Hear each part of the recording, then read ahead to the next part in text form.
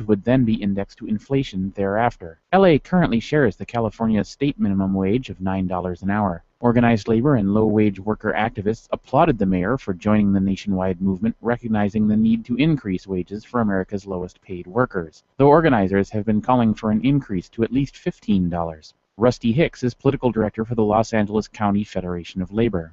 Too many work too hard for too little. We did a study in 2013 which said that 46% of all workers who work full or part-time in the city of LA make poverty-level wages less than $15 an hour. 810,000 people. LA is a very expensive city. These are folks who are not able to support themselves, not able to support their families, and not able to contribute to their communities.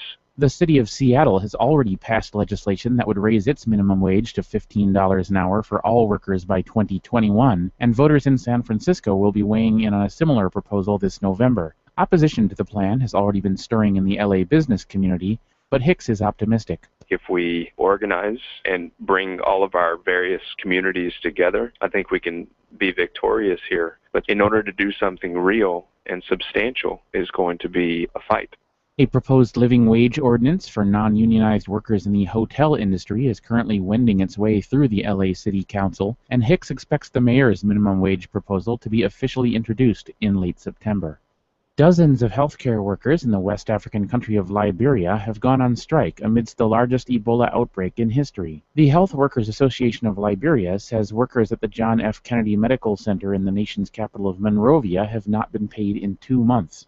The strike follows on the heels of a one-day walkout of hospital workers in neighboring Sierra Leone's capital of Freetown, only settled when the government paid money owed the workers and agreed to an increased risk bonus. Staff at a major Sierra Leone Ebola treatment center in the city of Kanema also walked off the job last week over unpaid wages and poor working conditions. Data from the World Health Organization show the hemorrhagic fever epidemic has killed over 1,500 people in West Africa so far, and the United Nations is also warning that the spread of the fever could lead to food shortages in the region. Supply shortages, inadequate safety equipment, and lack of training have contributed to over 120 healthcare workers dying from the disease since the outbreak began, including more than 20 at the Kanema Clinic alone. You've been listening to WIN, Workers Independent News. For more information, visit laborradio.org. It's time for the Rick Smith Show. I want you to get up now. I want all of you to get up out of your chairs. I want you to get up right now and go to the window, open it, and stick your head out and yell, "I'm as mad as hell, and I'm not going to take this anymore!" I don't want to abolish government. I simply want to reduce it to the size where I could drag it into the bathroom and drown in the bathtub. You bet I cut the taxes at the top. How dare you? How dare you? Go ahead, make my day. The Rick Smith Show starts now.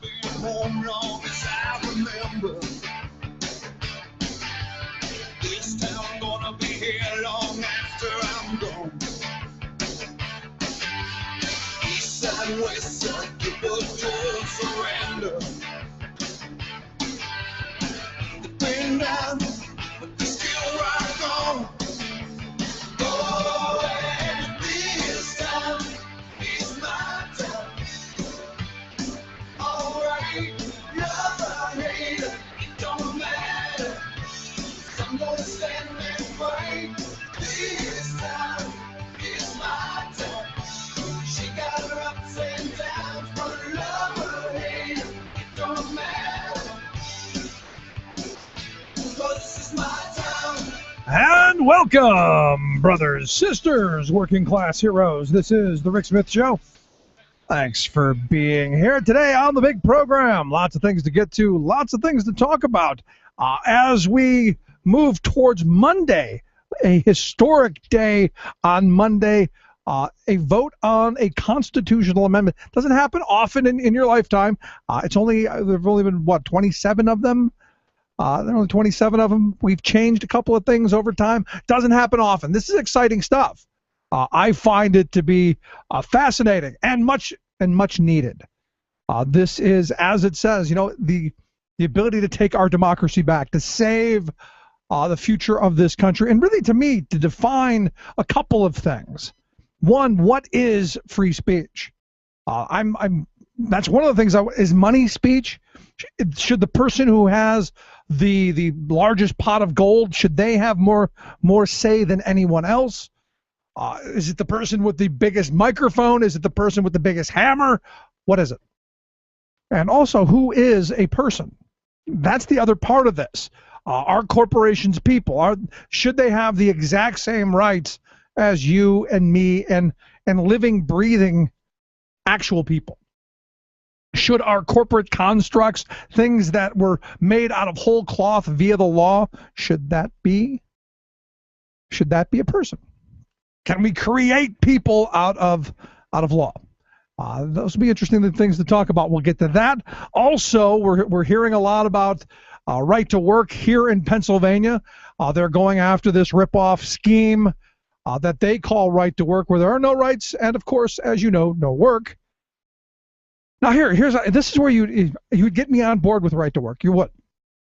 If you had a right to a job, I'm right there. A right to work, absolutely. If I had the right to some rights, if that work came with rights, absolutely, sign me up. Here again, what they're peddling, what the Koch brothers and their ilk of this day are peddling towards us, is basically a ripoff. It's sure we're going to make you desperate enough to work for pathetic wages in horrible conditions with no future, and you'll like it. So we'll talk about that and lots of other things that I've got on the agenda. Minimum wage. I'm going to talk about that. Fascists. Anyone who wants to raise the minimum wage evidently is now a fascist, which it's called a dictionary. Figure it out. Also, your thoughts, questions, comments, you can email me, rick@thericksmithshow.com, or give us a call here at the studio, 1-888-520-RICK, 1-888-520-7425. Bad news. Bad news for the folks who work locally at the Stroman Bakery, a union bakery, which is, I got to be honest, where we bought all our bread. My wife and I am a firm believer of look for the union label. Grew up in the 70s, and I do. If it's on there, if the label's on there, I will buy it. That will be my chosen product. And the bread that we buy, you flip it over. If it doesn't have the BCTGM little logo on it, it's back on the shelves. That's just my view. Sad thing for me today, though, because Stroman was solidly one of those brands that I could turn to, and my family enjoyed a number of choices there. They announced yesterday that they are closing down their Harrisburg plant, a place that had been making bread since 1981. And you look at that, you go, wow, it's been only doing it since 1981. It must be antiquated old stuff. And that's kind of what I'm thinking this is, because as I was spending time looking at Bimbo bakeries, and I cannot believe that a company would call themselves Bimbo. I didn't make it up. It is what it is. And there's no disparaging remarks in there. It's just the word. I don't know why you would call yourself Bimbo Bakeries, but Bimbo Bakeries, it is the Mexican company, which evidently is gobbling up everything. For those who don't know, Bimbo is the big bread maker. They have been garbaging up. In fact, they're just now finishing up on buying one of the biggest bread lines in Canada. So they're pinching pennies. You got to squeeze where they can. And part of me looks at this, and tomorrow we're going to try and get one of the folks, just conflicting in schedules today, couldn't get someone today. Tomorrow we'll get someone to talk about this who may have a little bit more insight than I do. This is the past. This is what we've seen other companies do. When they come in and they close without much of a statement, it means to me that they're consolidating somewhere else, or they got a sweetheart deal that we're yet to find out about. I'm expecting the sweetheart deal to come. That somewhere else in another state close by, we gave them a boatload of cash so that they could build a more modern facility. Because you know what? 1981 was forever ago, and baking technology has gotten so much more efficient. This way we can get rid of more people. To me, that's the end of this.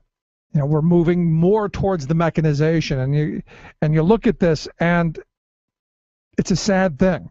This place, This brand name has been, around since the 1880s. It was started by a German immigrant named Bernhard Schmidt. He started it as Capital Bakers. And, you look at this and, you just kind of, I guess you feel sad that you're losing something local. That, again, we're seeing this mass consolidation in this era of mega mergers to where eventually, and this is my fear, the capitalists keep telling us competition. The capitalists tell us, let business be, and we have. And, I look at this as just this foreign company buying up all of these different assets and then consolidating them just for the brand names. So we don't know where this stuff's going to be made. We don't know who's going to make it at this point. The one thing we do absolutely know is the people who have been very dedicated to Bimbo all of these years.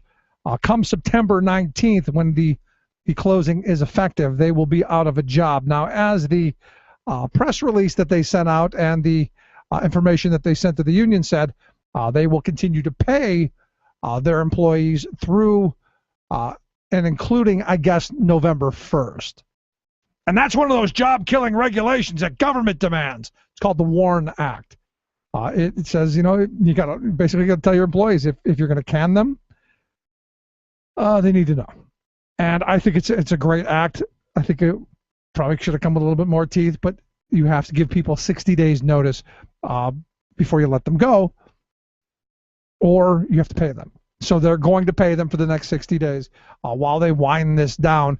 And it's going to be interesting to follow where all these machines go, what happens to the physical plant. Now, look, you're talking about 90 people, I guess. It was at like 150 at one point last year when Bimbo had almost doubled their profits. And, their CEO was, just the talk of the town. Now it's slash and burn, and my view of it is it's all about mechanization. It's all moving. We're going to need to be going to a more efficient plant. I got to wonder though, in that world, when you're talking about perishable goods, as a consumer of the product, is it going to be as good? And the other part of it, is it going to have that label on the back? Because I'll tell you right now. If a Stroman product is on my shelves and it doesn't have that label, not gonna buy it. So I feel for the folks who are losing their jobs, dedicated people, 15, 20-year employees to the curb, and that's sad. And it's a loss for our community, and it's a loss for our economy. But I guess it's good for the bottom line. So what's good for the bottom line, right? I guess. And, in reading some of the comments on this, it made me just scratch my head and go, really? Have we been this badly sold, this bill of goods that, their costs were out of line and they had to cut costs where they could because they could be more profitable somewhere else. And it was just these are working class people who have to get up and punch a clock, siding with the CEO who has made this decision to, for no other reason than to slash costs and put more money into the shareholders' pockets, has basically kicked these people to the curb. And, there was talk, maybe it's losing money. No, evidently it was wildly profitable. They just need more asset to be able to buy other entities, the way it looks from this point. But like I said, tomorrow we're going to grab somebody to talk about that. And, my question is what happens to the community after this? And that's tough. Let's take a quick break. Right back. Stick around. You're listening to the Rick Smith Show. Now with their cloths and fabric press, they've found themselves another town where they'll make shirts for less. And that is why he said last night he won't watch the old town die. But I would not take what he tried to be when he told me goodbye. Oh, it's goodbye. And they're talking in the town square and talking in the shopping. I hear talking everywhere, they're talking never stops. But all their words are whisper, won't make you go away. David closed the lights are down and nothing left to say.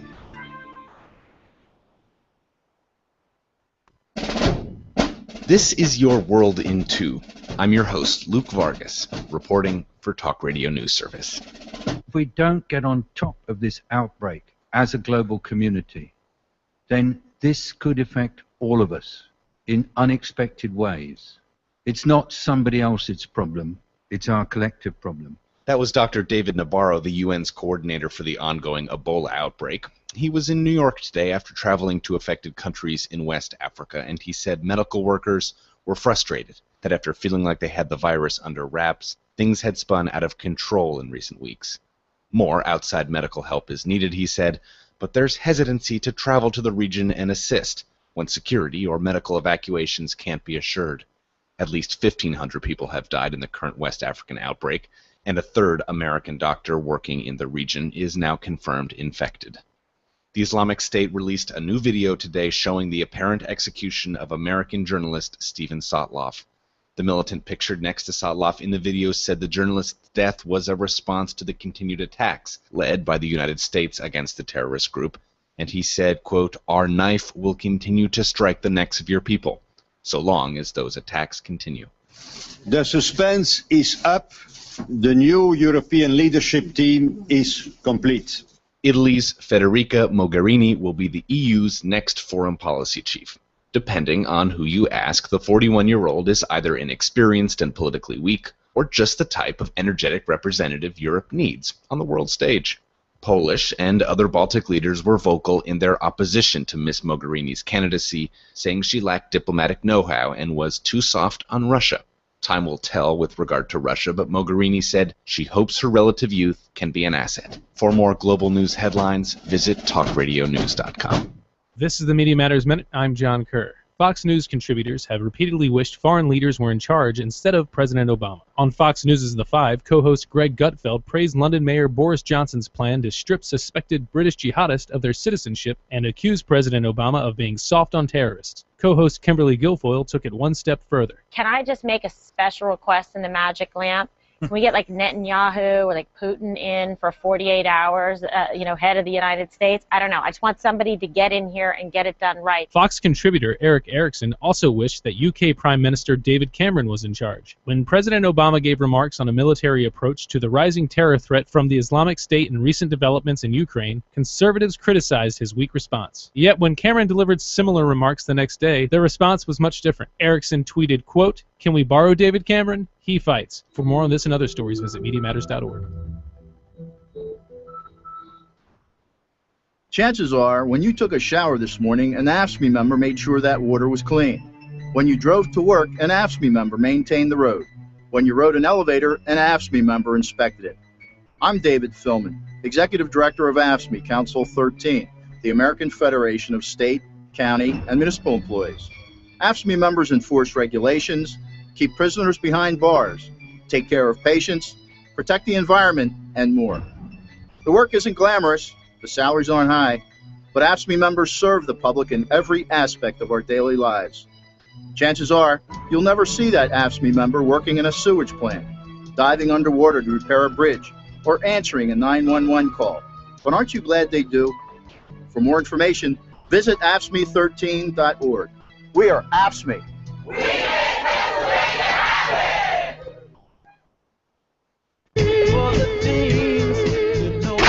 Standing tall against a multinational corporate agenda. The Rick Smith Show. All the things you want are real. You have you to complete, and there is no deal.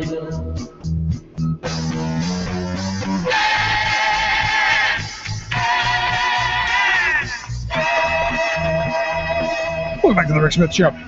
Check out the website, thericksmithshow.com. Questions, comments, something on your mind, you can email me, Rick, at thericksmithshow.com. Got an email day before yesterday, I think it was, talking about the FedEx decision that we had talked about last week And the emailer says, on a recent show you discussed the FedEx employee/contractor situation. He says he agrees with me and the guest we had on, which is Dave Jameson from Huffington Post. He said, these are definitely company employees. He did say, I think it's a bit disingenuous to keep referring to it as the FedEx business model. He points out that Roadway Services, a company that I worked for years, had RPS. And he says that it should be called the Roadway business model. You could make that argument, but you'd be wrong. It is widely known as the FedEx model, since this was what Fred Smith during his college days dreamt up, and he's widely credited with it. So there you go, Mick. There's the answer to that. But you're right. RPS did do this, which ironically FedEx then bought RPS and turned them into FedEx Ground, just so you have all of that. But again, wrong is still wrong, and thank goodness that the Ninth Circuit Court came up with this decision, and we'll see what happens. Here to talk a little bit about it, our good friend, attorney Erwin Aronson. Erwin, thanks for taking time for us.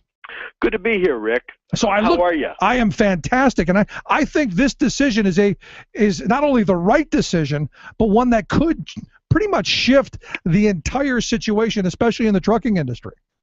Well, it's a watershed, and it certainly is a game changer in the trucking industry, but it's a game changer potentially for any number of others who have followed what you have correctly described as the FedEx model, where everyone is an independent contractor. I mean, if we look in the trucking industry, there is an awful lot of that, where people unfortunately get stuck in this endless cycle of purchasing a tractor that is financed by one of the trucking companies, typically the non-union trucking companies, and they never get out from under the payments and are always killing themselves and are being told how great it is to be an independent contractor, be your own boss, yada, yada, yada, just like the FedEx crowd does.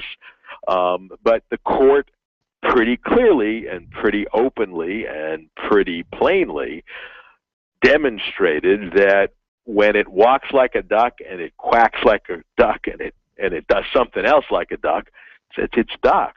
And these people are not independent contractors. They're not small businessmen. They are indeed employees of, in this instance, FedEx.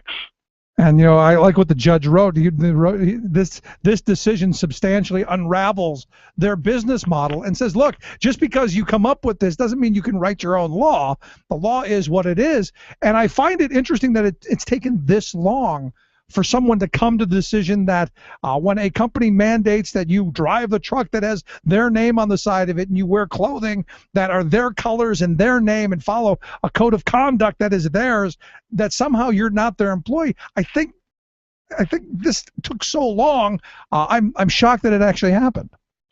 Well, it did take an extraordinarily long time, and it's curious to me as well why it took so long, because all of us who watch clearly knew what this is, and it is sadly bound up in this silly academic concept that's often referred to as American exceptionalism, when it's neither American nor exceptional. It's just exploitative.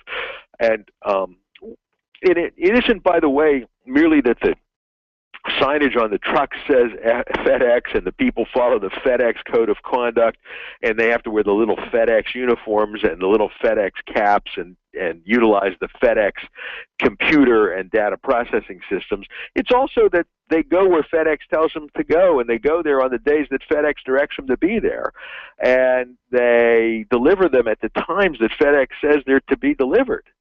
This is the point, and it's important for me to say something, and this is one of those rare occasions where I may disagree a little bit with your description.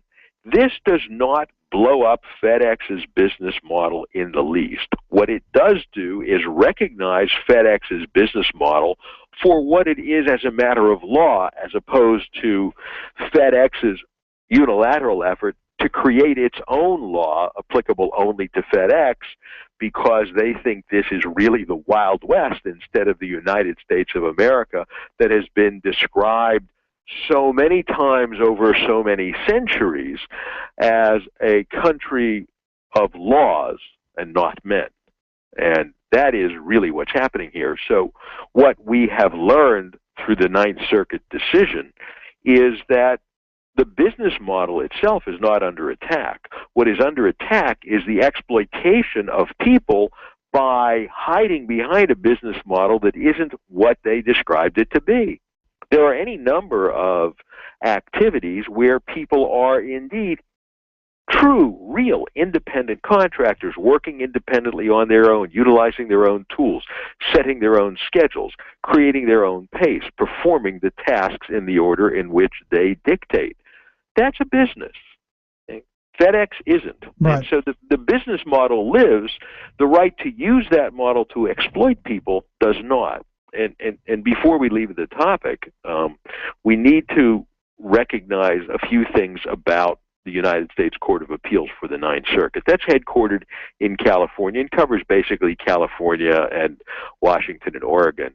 The United States Circuit Courts of Appeal are number 11 altogether. Pennsylvania, along with New Jersey and the Virgin Islands, are in what's known as the Third Circuit. And the Ninth Circuit Court of Appeals has among its more senior members a woman named Marcia Berzon. Marcia is a very significant jurist for any number of reasons, really a crackerjack mind, a very special and agile mind, and a thoughtful, contemplative writer and thinker. Marcia spent many years before being appointed by President Clinton to a vacancy on the United States Court of Appeals for the Ninth Circuit as a union-side labor lawyer and as counsel to the California State AFL-CIO and as regional counsel to the National AFL-CIO. And she is somebody with whom I've had the honor and pleasure of working a number of times over many, many years, long before she was on the bench. Now she, of course, is in that monastery that all federal jurists find themselves on, where prior relationships are affected, if you will, by a Chinese wall, but her capacity for thinking and acting obviously has not been modified. She is a clear and stunning thinker, as is evidenced, among other things, by this decision in the Ninth Circuit. Yeah, I was going to ask you, because they want to take this before the full circuit, because the three judges they had, two of them were actually Reagan appointees, if I'm not mistaken. Mm-hmm. That's correct. That's correct. The procedure is that before all of the United States Circuit Courts of Appeal, wherever they may be situated, in whatever among the 11 circuits or the D.C. Circuit, cases are typically heard in oral argument before a panel of 3 judges who are designated by the chief judge of the circuit. But litigants who are disappointed with a decision have a right to seek argument before the court en banc, the full court, however many members there are, or by a broader-based panel of the court, maybe 9 members or such. Each circuit has a different number of members. They're not all uniform. And the circuit court has a right, but not an obligation, to grant a re-argument before the court en banc. And obviously FedEx is going to ask for, or may have already asked for that, but they're not. There's no guarantee that they would get it. And then the next step, if that is denied, would be an attempt to appeal the case to the Supreme Court of the United States of America, and that would be in the nature of a discretionary, not a mandatory appeal. It is done by application, what's known as a writ of certiorari. Certiorari is the term that is used for taking an appeal to the Supreme Court that is a discretionary matter as opposed to a mandatory matter. And typically the Supreme Court won't take up these kinds of questions unless there is a split among the circuits where another circuit reviewing the same kind of question determines that the results should be different. So in looking at this, I mean, because here again, I think this is actually something positive and something that I hope eventually undoes all of these setups that where people are actually employees being exploited as independent business owners and then saddled with all of the costs that come along, unemployment, workers' comp, repairs, and all of the costs and none of the rights. Right.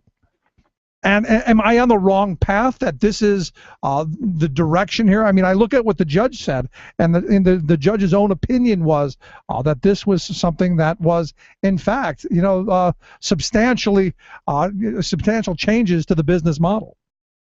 Well, I think the judge is on the right track, very much so, and the opinion is well written and is indeed something of a model of clarity. And basically what it seems to be saying, to boil it down and sort of divest it, if you will, of all of the legalese that we lawyers and they judges are so guilty of so often, is that the judge isn't suggesting that the business model has to be deconstructed. The judge and the members of the court that join with the author of the opinion are saying that this business model does not yield a result that permits the people so affected to be treated as if they were independent contractors, independent business people, as opposed to being employees, that they meet the test of employee. So that's really what the court is saying here. Okay. And we have seen this kind of factual matrix, if you will, in other efforts to thwart legal requirements. Right here in Pennsylvania, for example, a number of years ago, somebody created something called KNIGHT, K-N-I-G-H-T, electric, in order to try to defeat the Pennsylvania Prevailing Wage Act, where on a very cynical twist of facts, Knights Electric was theoretically named after the Knights of Labor, and treated individual electricians, or purported to treat individual electricians, as if they were each independent contractors working on public sector projects. And the reason for so doing was that under the Pennsylvania Prevailing Wage Law, individual employers without employees are not covered by the Act. They're not required to abide by the terms of the Act with respect to the payment of minimum wages and benefits on the job. So the effort was to have each of the electricians working on a public sector job on which Knights Electric was the successful bidder to appear to be independent subcontractors of Knights Electric. And we went into court some years back on that one and defeated it because, again, it walked like a duck and it quacked like a duck. And intriguingly enough, the Internal Revenue Service has a 21-point test to determine whether or not someone is an independent contractor or an employee. And one of the aspects of that test is whether or not the individual involved owns his or her own tools and equipment. And typically in the construction trades, people do own most of their own tools, certainly their own hand tools. Right. And nonetheless, in this Knights Electric case with which I was involved some years back, a determination was made that these people were actually employees because they were not directing their own activities. They were a workforce being directed by a third party who had supervisory capacity and the ability to discipline or terminate, as in discharge, for cause and without cause and so on. And that seemed to trump the idea that the people on the job have to own their own tools.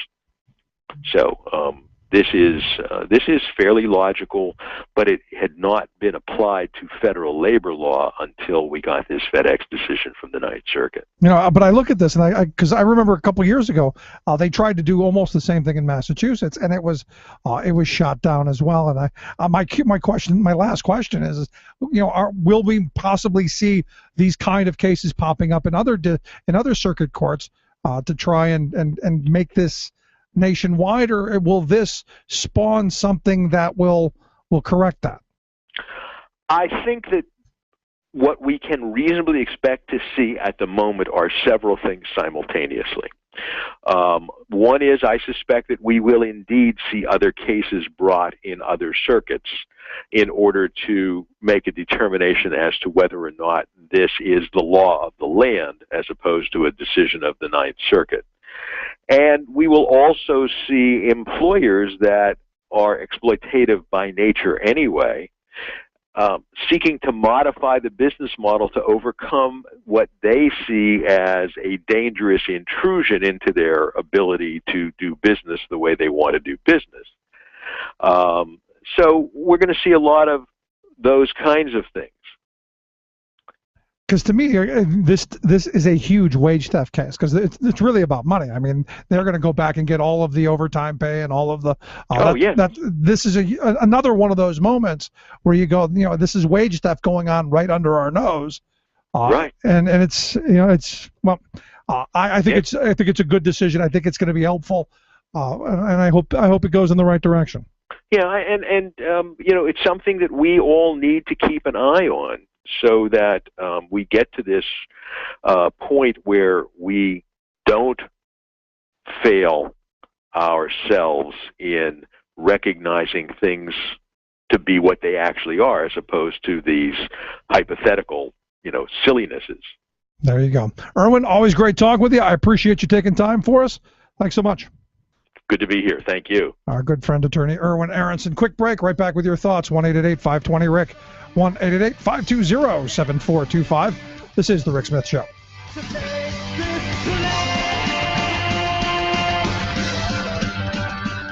And he said I was once like you, and I used to protest too.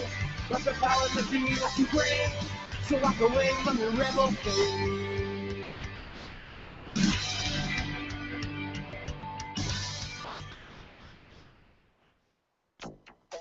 An explosion and fire rocked the BP oil refinery in Whiting last night. Explosion at an Indiana refinery with a history of exploding. We really need to get working on this problem now. UN reports stark warning the window is closing to stop irreversible global warming.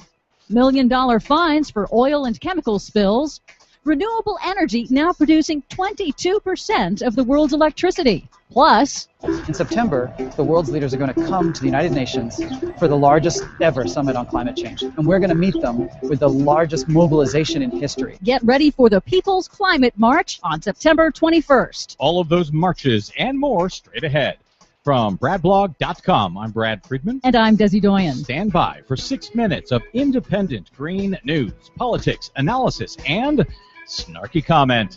Setting aside the historical authenticity of ISIS methods, here's a question for you, guys who want to establish their own state. Oh, you captured some oil wells? Great. Now you got to build a bureaucracy to pump that oil, refine it. And what if there's a spill? You think you're radical and determined? Have you met environmentalists? Oh boy, howdy have I. This is your Green News Report.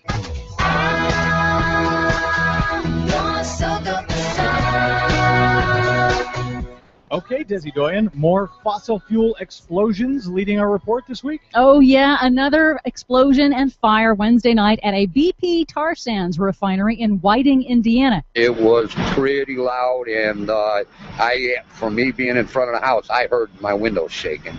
And it's about 1.5 miles from here. It sent one worker to the hospital and just happened to occur 59 years to the day after several explosions at that same refinery killed 2 people back in 1955, one of the worst industrial disasters in Indiana history. Luckily, no one died this week, and in March of this year, that same BP refinery in Indiana dumped 1,600 gallons of oil into Lake Michigan. Man, those BP guys stay busy, don't they? They certainly do. In other oil spill news, the Environmental Protection Agency says ExxonMobil has agreed to pay $1.4 million to settle fines from a crude oil pipeline spill that dumped over 100,000 gallons of oil into northern Louisiana waterways back in 2012. Oh boy, $1.4 million. That will take them seconds to recoup. And the EPA also announced this week that DuPont Chemical has agreed to pay nearly $1.3 million in fines for a series of toxic chemical leaks in West Virginia 4 years ago, including one that killed a worker. So once again, the moral here, all this crime is well worth it to these big companies. Global warming is already here, fueling extreme weather. Some impacts are inevitable, and if we don't act quickly to cut carbon emissions, some impacts will be irreversible. That's the stark warning in the newest report from the United Nations Intergovernmental Panel on Climate Change in a leaked draft obtained by the Associated Press. It's the most blunt assessment yet, says climate scientist Dr. Michael Mann. We really need to act now if we are going to protect ourselves against what can reasonably be described as truly dangerous and potentially irreversible changes in our climate. That leaked final draft is a summary, the synthesis of the IPCC's 3 previous reports this year on the scientific evidence, the impacts of global warming, and the solutions. Shockingly blunt, this summary baldly warns that continued emissions of greenhouse gases will, quote, cause further warming,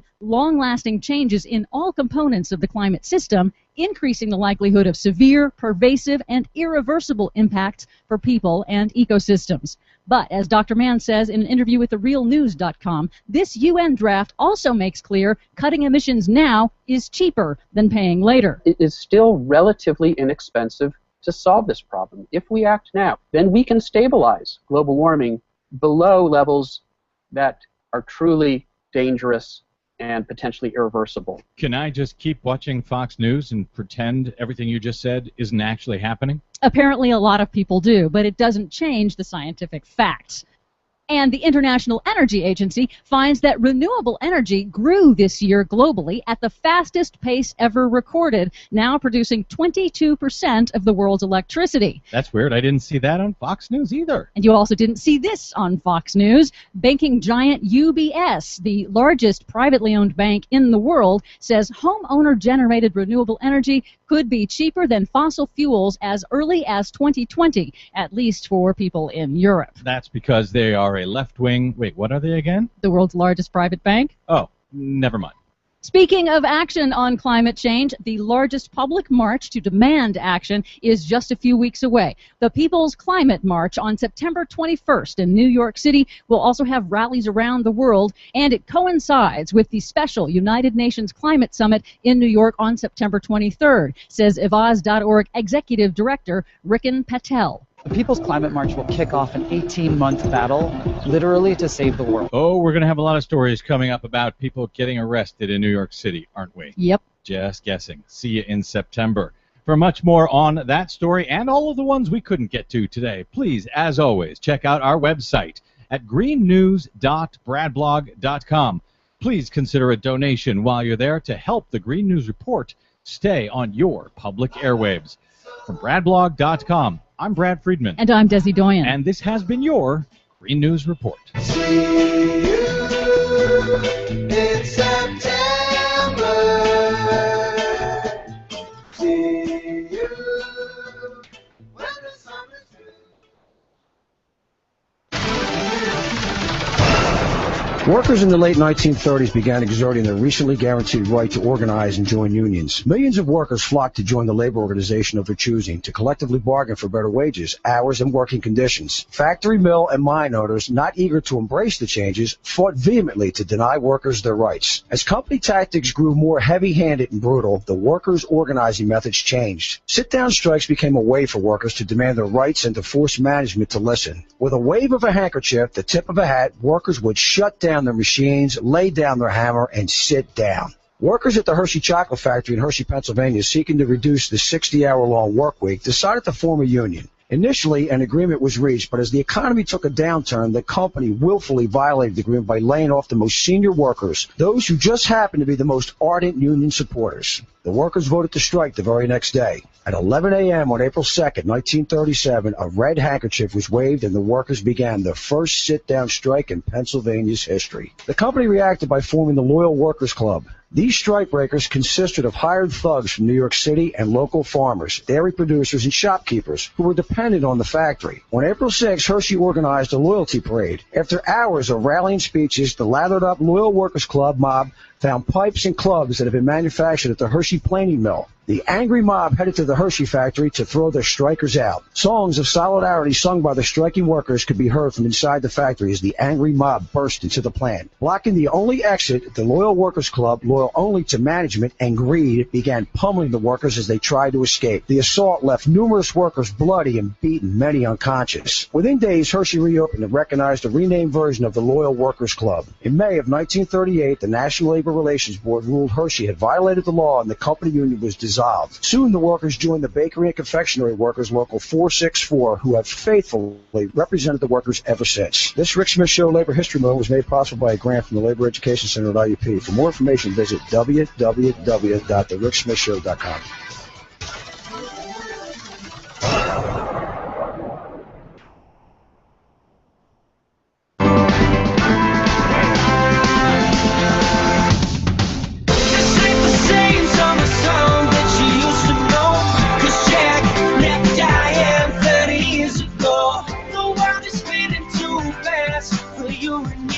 So tell me whatever happens to the American dream. This ain't the same summer song that you used to know. So baby, let's live and die. Welcome back to The Rick Smith Show. Check out the website, thericksmithshow.com. Questions, comments, something on your mind, you can email me, Rick, at thericksmithshow.com. So much going on. And the big news, you know, the latest poll out by the folks at Robert Morris University, their polling institute, they have the Pennsylvania gubernatorial race even further apart than we've seen at any point before. Right now, they've got the Democratic challenger, Tom Wolf, up 55.5% to Tom Corbett's 24.7%, more than a 30-point gap. That's so far the biggest that I've seen. And, you know, you look at this and you go, based on this governor's record, the sitting governor's record, there's nothing good to come out of it. There's nothing to say, hey, look at what I've done, unless, you know, you're sitting in these high-priced fundraisers where the wealth class is happy that he didn't raise any taxes on them. Now, you and me, our property taxes have gone up through the roof. Fees and all of we're being feed to death. You know, I was just having a conversation with somebody last night who is losing their mind that their kids are going to school and every time you turn around, there's a new fee. There's this, there's that. The lunch fee is the latest one that you know, this person I was talking to was upset about. And granted, it's only like $1.50 or something like that. But every time you want to refill your kid's lunch card, it costs you $1.50. So they'll only take, and we went through this, my wife and I, they'll only take $120 at the most. I told my wife, just put $300 on it and forget about it for a while. Can't do it. $120 is the most. And then that's designed for two reasons. There's the positive reason that they don't want to be holding on and reimbursing money at the end of the year. I get kind of that. At the beginning, I don't know. And the other part is they want to make money off the fees. They want to make sure that you have to reload that card several times. And you go, well, it's only $1.50, Rick. Yeah, but $1.50 times 1,000 kids. Now you're talking 3,000 kids. That's a lot of money. And especially when you're talking about people who may not have $120 to put on it. Stop and think about that for a second. You know, you go one of those old sayings that my grandfather always used to say. You know, it's expensive to be poor, so don't be. Because let's say you only got $20, all I got is $20 to put on the card, and they're going to take $1.50 of it every time. So you know, you look at this stuff, and it's just, well, for someone who's okay and can afford to put that $120 down, it's just $1.50, no big deal. But if you're doing it $20 at a time, what a ripoff. And they know that. And that's part of why they do it. And, you know, it comes back to, and, you know, circling this back around to the polling numbers. I think people have their eyes are open now. This governor, with massive cuts to education, with massive cuts to programs that our kids need, they're seeing it with their kids in the schools. They're seeing it with their grandkids. They're seeing it right in front of them. And they're not happy. And it'll be interesting to see with less than 9 weeks to go in this campaign season. It'll be interesting to see what this governor comes up with. It'll be interesting to see what his PR flacks come up with. But to be honest, I don't know that you move the needle at this point. We're in one of these weird little whirls where I think, even if you don't know the governor's name, and I talked about the story yesterday where one of the reporters found somebody who didn't even know who the governor was, but was voting for the other guy. That was the funny part of it. I don't know who he is, but I'm not voting for him because, things are not good. I was just walking into the studio today, and there's one of the guys I know who does some work here at the station, and I haven't seen him in a while. And, hey, how you doing? He's, oh, times are tough. The economy is just killing me. And how many times do you have that conversation with people? It comes back down to, you can talk all you want about let the free hand of the market do its dirty work. You can talk all you want about free market and about trickle down and all of that stuff. We've tried it. In fact, we've been doing it here in Pennsylvania for the last 3.5 years. Really very, very full tilt boogie. We've given billions of dollars. We've taken billions of dollars from our kids' future, from education, and we've given it to these big companies. And these little companies too, under the guise of, oh, please, create some jobs. And it hasn't worked. When you look at the facts, we talked about this the other day with Mark Price from the Keystone Research Center, who pointed out, here in Pennsylvania, we had an economy that was growing after the Great Recession. In 2010, we were the 7th best in job creation. And while everyone else is creating a larger percentage of jobs than we are, we've fallen down to 47th in their numbers. That doesn't just happen. Those are policy decisions that happen.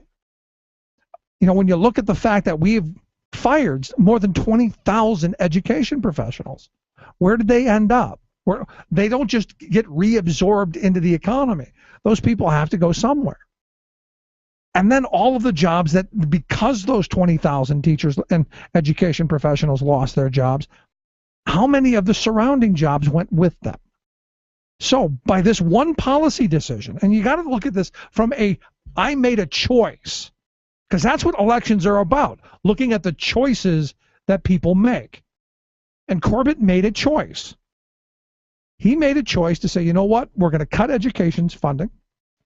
We're going to take this $1 billion out each year for the last 2.5 years. And we're going to take that money and we're going to give it to this group over here. Now remember, the Republicans love to talk about picking winners and losers, right? How many times have you heard the government shouldn't be picking winners and losers? And for the most part, I agree. But what you have here is you have a governor who chose. He chose winners and losers. The losers are our children. The winners are the people who sit on these big corporate boards and the institutional shareholders who saw their wealth grow. For all of that money, I mean, just stop and think about it for a second. Just take those billions of dollars and shift them from education to everything else, anything else. Did you have the same job creation? And the answer is absolutely freaking not. Did you have the same reverberation effect throughout the economy of Pennsylvania? And the answer is absolutely freaking not. So again, you come back to the policy choices. Because understand, budgets are choices. In my view, they are moral choices. The moral choice to kick 41,000 people off of adult basic, 41,000 low-wage workers whose employers, and these are working people, these aren't those lazy people. These are people who have crummy jobs that don't pay enough to go into the private market and buy insurance, and their employers sure as shine don't get them insurance. So they've got to get it from somewhere. And they go to the state. And the state had a very reasonable plan for them.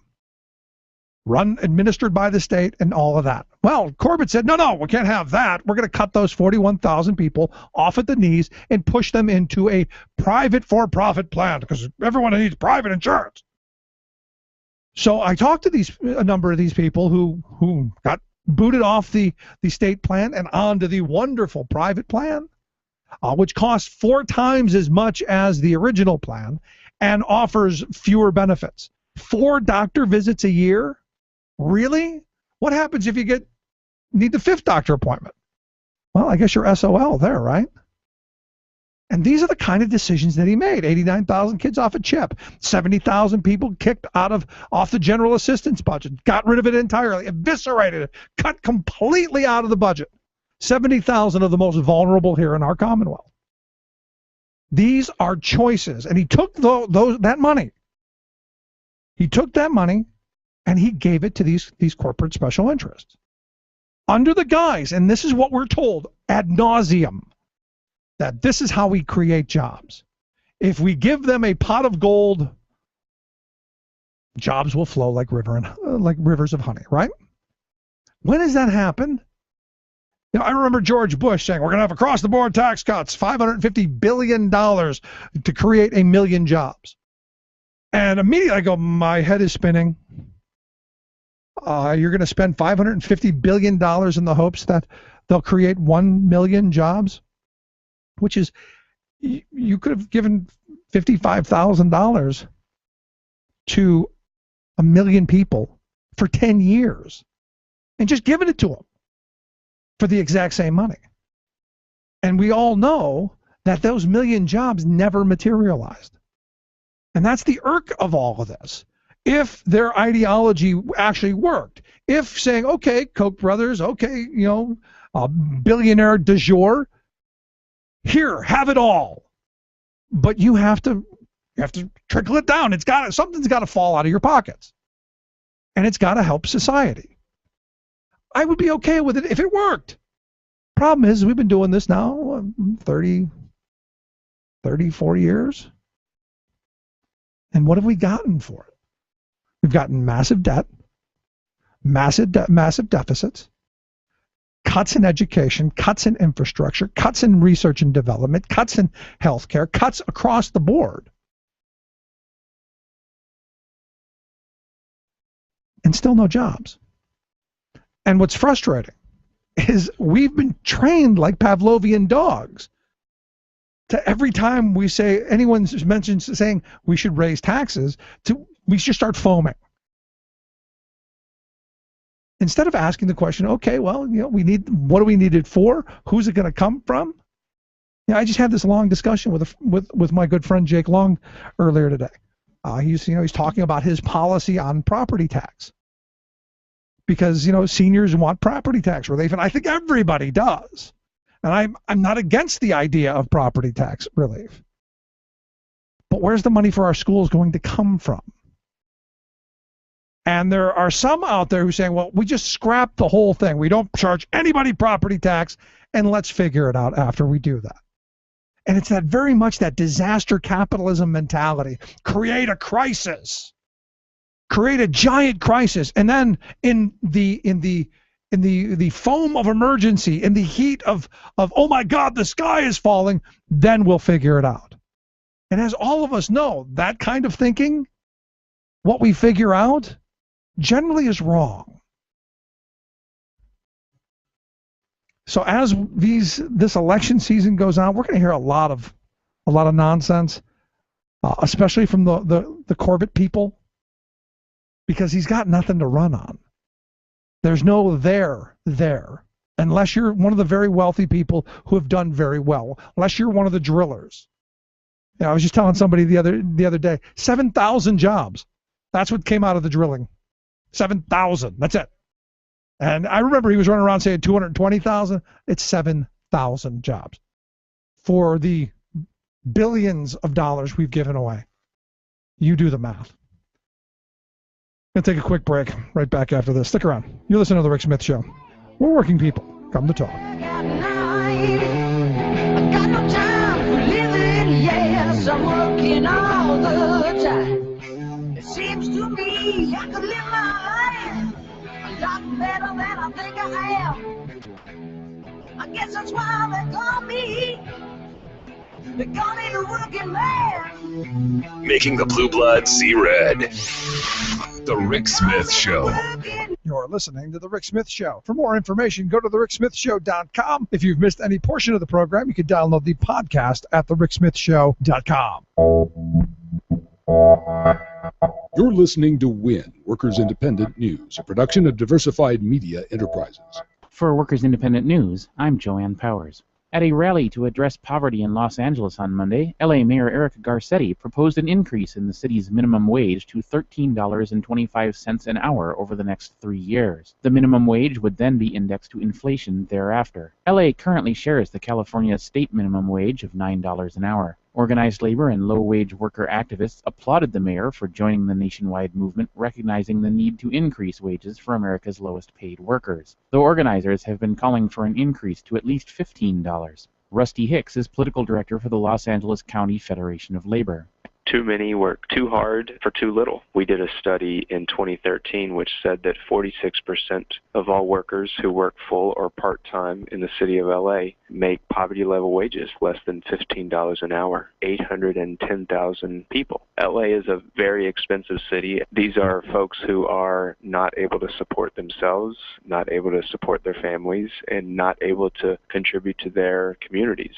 The city of Seattle has already passed legislation that would raise its minimum wage to $15 an hour for all workers by 2021, and voters in San Francisco will be weighing in on a similar proposal this November. Opposition to the plan has already been stirring in the LA business community, but Hicks is optimistic. If we organize and bring all of our various communities together, I think we can be victorious here. But in order to do something real and substantial is going to be a fight. A proposed living wage ordinance for non-unionized workers in the hotel industry is currently wending its way through the LA City Council, and Hicks expects the mayor's minimum wage proposal to be officially introduced in late September. Dozens of healthcare workers in the West African country of Liberia have gone on strike amidst the largest Ebola outbreak in history. The Health Workers Association of Liberia says workers at the John F. Kennedy Medical Center in the nation's capital of Monrovia have not been paid in 2 months. The strike follows on the heels of a one-day walkout of hospital workers in neighboring Sierra Leone's capital of Freetown, only settled when the government paid money owed the workers and agreed to an increased risk bonus. Staff at a major Sierra Leone Ebola treatment center in the city of Kanema also walked off the job last week over unpaid wages and poor working conditions. Data from the World Health Organization show the hemorrhagic fever epidemic has killed over 1,500 people in West Africa so far, and the United Nations is also warning that the spread of the fever could lead to food shortages in the region. Supply shortages, inadequate safety equipment, and lack of training have contributed to over 120 healthcare workers dying from the disease since the outbreak began, including more than 20 at the Kanema Clinic alone. You've been listening to WIN, Workers Independent News. For more information, visit laborradio.org. I don't want everybody to vote. Elections are not won by a majority of people. They never have been from the beginning of our country, and they are not now. As a matter of fact, our leverage in the elections, quite candidly, goes up as the voting populace goes down. The billionaires don't want you to vote this year. We'll send you a message that's loud and clear that the votes can't be counted in your community. Why even register? Don't waste your energy. Don't go to the polls on election day, because we bought the election and it better go our way. And on election night, we'll sit back and glow. The billionaires don't want you to vote. Welcome back to The Rick Smith Show. Check out the website, thericksmithshow.com. Questions, comments, something on your mind, you can email me, Rick at thericksmithshow.com. Quite a spirited number of conversations I had after last night's program. A bunch of emails coming in about what the amendment on Monday is going to be, if it's strong enough, if it's too weak, whatever. And the main argument that I got from a number of people is, does it define who is an actual living, breathing, natural human being and what is a legal construct? We're here to talk a little bit about what's going to happen on Monday with the what I think is a historic vote to pass a constitutional amendment. I've asked David Cobb. He's the national spokesperson for the group Move to Amend. He's also the national projects director for Democracy Unlimited. David Cobb, thanks for taking time for us. Thank you, Rick. It's always a pleasure to be on this show. So in looking at this, what I'm saying is a historic first step. I don't believe it's going to pass on Monday. I don't think this is an easy path. What do you think of what's going to be voted on Monday? Well, you and I are in agreement. This is historic because it is the beginning of a long struggle over who really rules in this country.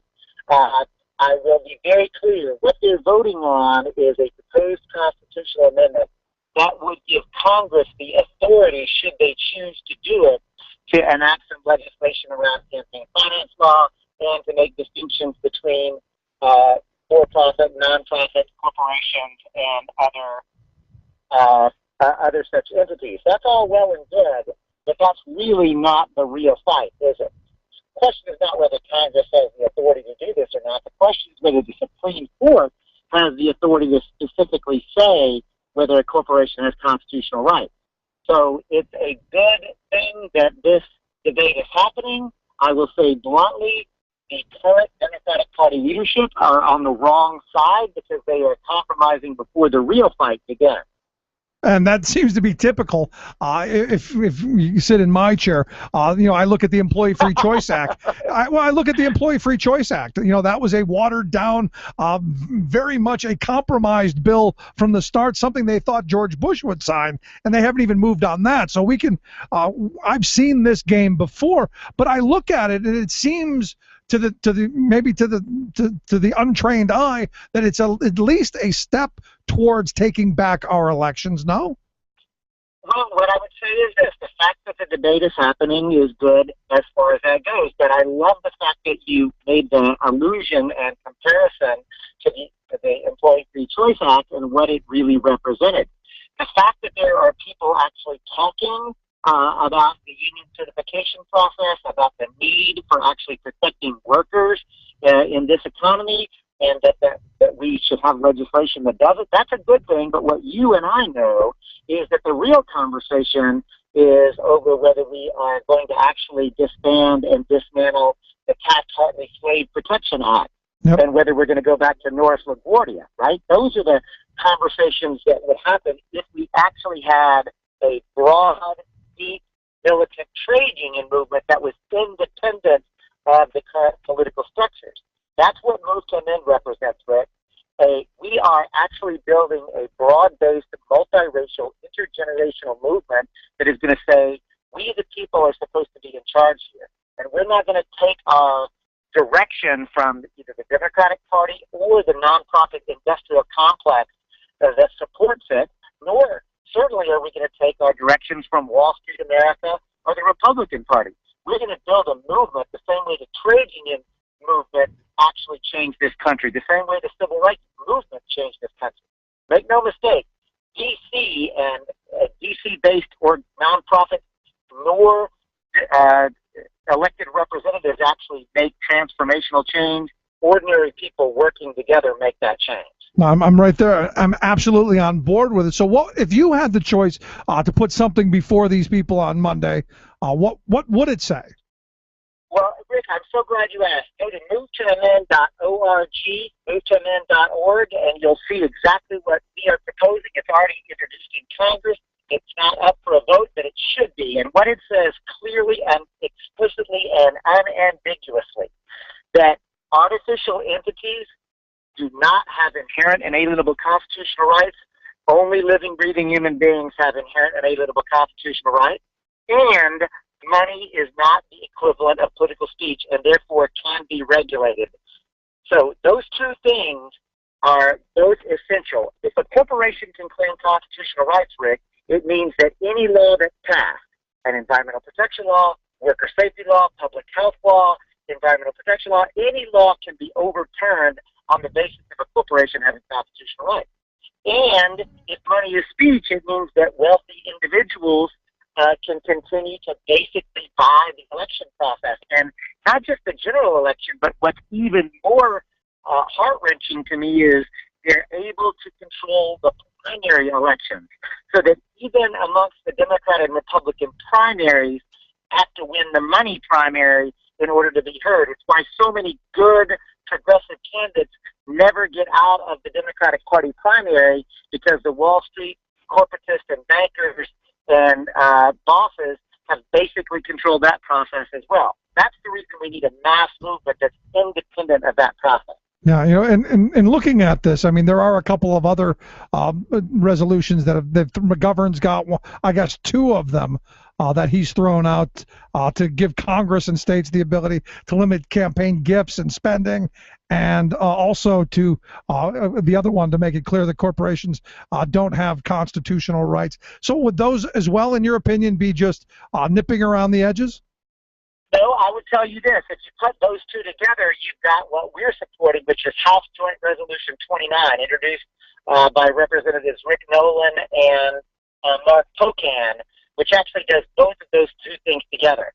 I love McGovern's bills individually, but I think that we have to understand we're likely to only get one bite at the constitutional amendment apple. Right. And better to actually put them together and actually build a mass movement in support of those 2 things. So I think Representative McGovern's 2 proposals are fantastic, but I think he's making a tactical mistake by separating.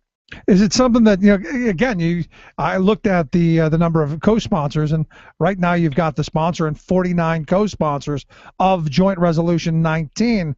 That still, I mean, it's going to be filibustered on Monday. We know it's not going to get the cloture vote. But again, it gets us talking about this stuff, which I think is very important. So, it is very important. So in looking at this, I mean, to me, it's about getting people to reach out to their representatives and push. So what should they, just so we're clear, what should they be telling Pat Toomey when they call him? What should they be telling Bob Casey? They should call Senators Casey and Toomey and tell them that they should support the We the People amendment that would abolish corporate constitutional rights and that money is not speech, so that we can have a political discussion, debate, and dialogue where ideas matter and not money, and that we put corporations in their proper place. Because there is a place for the corporation, but in control of either legislation or letting them overturn legislation in the courts is illegitimate under our framework of government. Right. And that's the point. Corporate constitutional rights perverts the entire premise of a democratic Republican form of government. So let me ask you this then, because the argument that's always thrown back in my face when I say corporations aren't people, I get the Mitt Romney argument back. Well, they're a collection of people, so they should have the same free speech rights as individuals.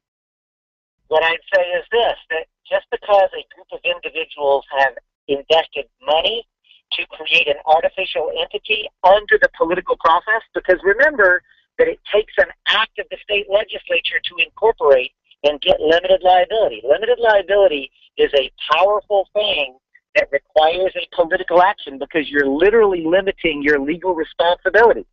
Principal conservatives should be up in arms about this because they are the ones who claim to have such concern over people taking responsibility for their actions. Right. To incorporate and avoid legal responsibility should only be allowed if that entity is properly politically controlled. Now, those individuals do, in fact, have constitutional rights, and if a legislative enactment infringes upon an individual human being's inherent and inalienable constitutional rights, that law is illegitimate. But a corporation is not a living, breathing, sentient being. It does not have a heart. It does not have a mind. It does not have a conscience. It does not have spirit. That being the case, it's nothing but a tool. So just because I have created a tool, I have not imbued that tool with inherent rights any more than if you and I together work together to build a tool. Or let's say many of us come together and we're a group of machinists. I hope we're unionized, but a group of machinists who work together to build an incredibly complex tool. Nobody would argue that we have, because we collectively work together and have individual rights, that what we created somehow has inherent and inalienable rights. It's a foolish argument. Yes, individuals have rights, but artificial entities, which are really nothing more than concentrations of capital, do not have inherent and inalienable rights. You know, and I always I have a few of my original intent listeners who love to lecture me on the original intent of the Constitution. So I got to ask that question. Was the original intent of our founders that corporations be people? Because in my reading of history, our founders were quite fearful of the power of corporations. After all, I mean, we did fight against the East India Trading Company. Well, you're so right about that. And in fact, the founders' original intent is explicit and clear. Rick, for 100 years, not just the founders, but for 100 years in this country, the artificial entity known as a corporation was understood to be a tool which was created under very specific political restrictions. That is to say, your application even for a corporate charter didn't just go to a trivial clerk. Your application went directly to the State House of Representatives, where it was debated, discussed, and voted on, and you had to get a majority vote in the State House. But that's not enough, because then it goes to the state Senate, where they discuss it, debate it, vote on it, and you got to get another majority vote. And it's still not enough, Rick, because now your application goes to the governor, who considers it and has to be willing to sign it. Does that sound anything like a corporate charter today? Of course not. Our founders made the mere act of incorporating with legal liability as politically controlled as legislation. So they were tightly controlled in their creation. But not only that, but any corporation that did any type of business other than what they had been authorized to do was revoked for going ultra vires, in Latin, beyond the authority. So our founders understood that even when they were creating a corporation, they were authorizing it only to do a specific thing in a narrow period of time, because corporate charters typically only lasted 10 years. Oh, and get this, Rick. Any corporation that was created, even if it was operating within its narrow existence, even if it was doing the type of business it was supposed to do, any corporation that was ever found to harm the public interest, that corporation was also revoked. What I'm saying is this. Amongst the Fortune 500 corporations, not a single one of them could operate the way they're currently operating if the founders' original intent for incorporation was followed. The political restrictions that the founders put on the corporation would have properly controlled the economic tool known as the corporation. So where are my original intent Tea Party types on that issue? You know, I can tell you this. I often speak to Tea Party groups and other principal conservatives that agree with us.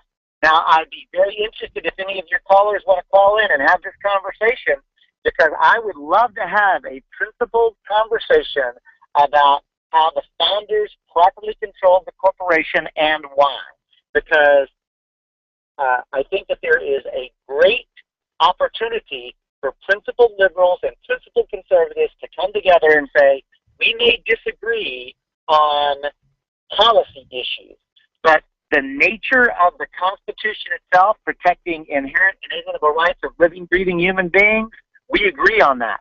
We can have disagreement about legislation and so forth, but when the court creates the doctrine that corporations are persons with constitutional rights, it perverts the entire framework of our system of government. It perverts the founders' intent of how our democratic Republican government is supposed to operate. And I'd love to have that conversation. Yeah, I as well. I rarely get them to want to talk in public.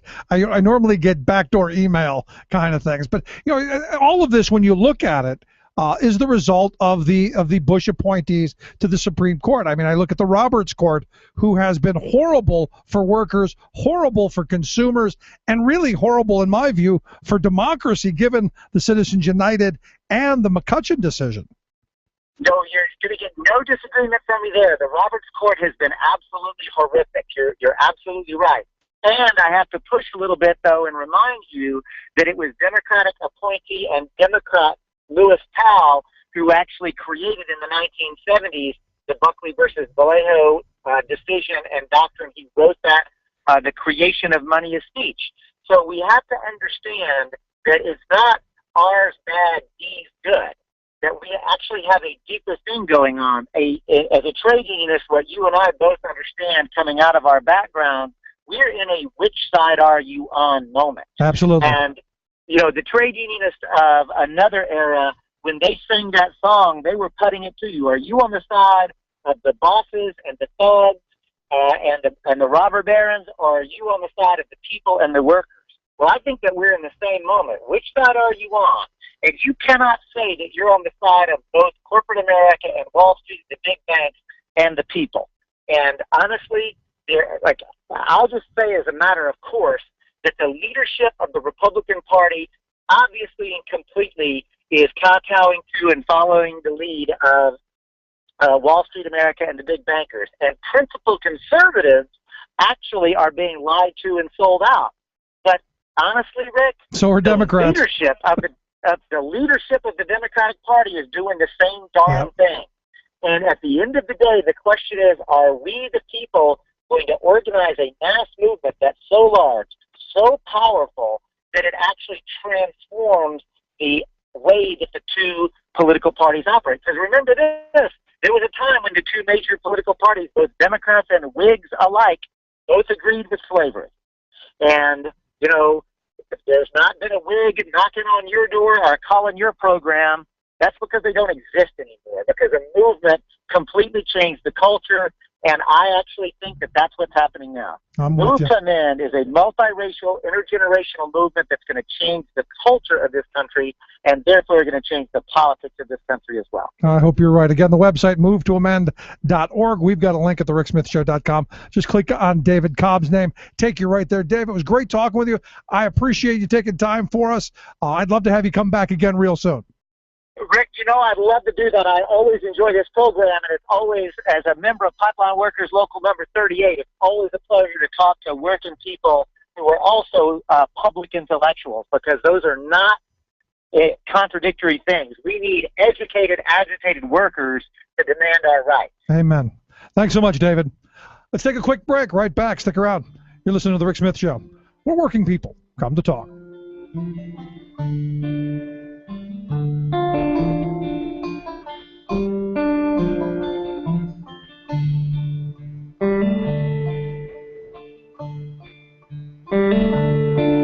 Come all you good workers, good news to you I'll tell of how the good old Union has come in here to dwell. Which side are you on, boys? Which side are you on? Which side are you on, boys? Which side are you on?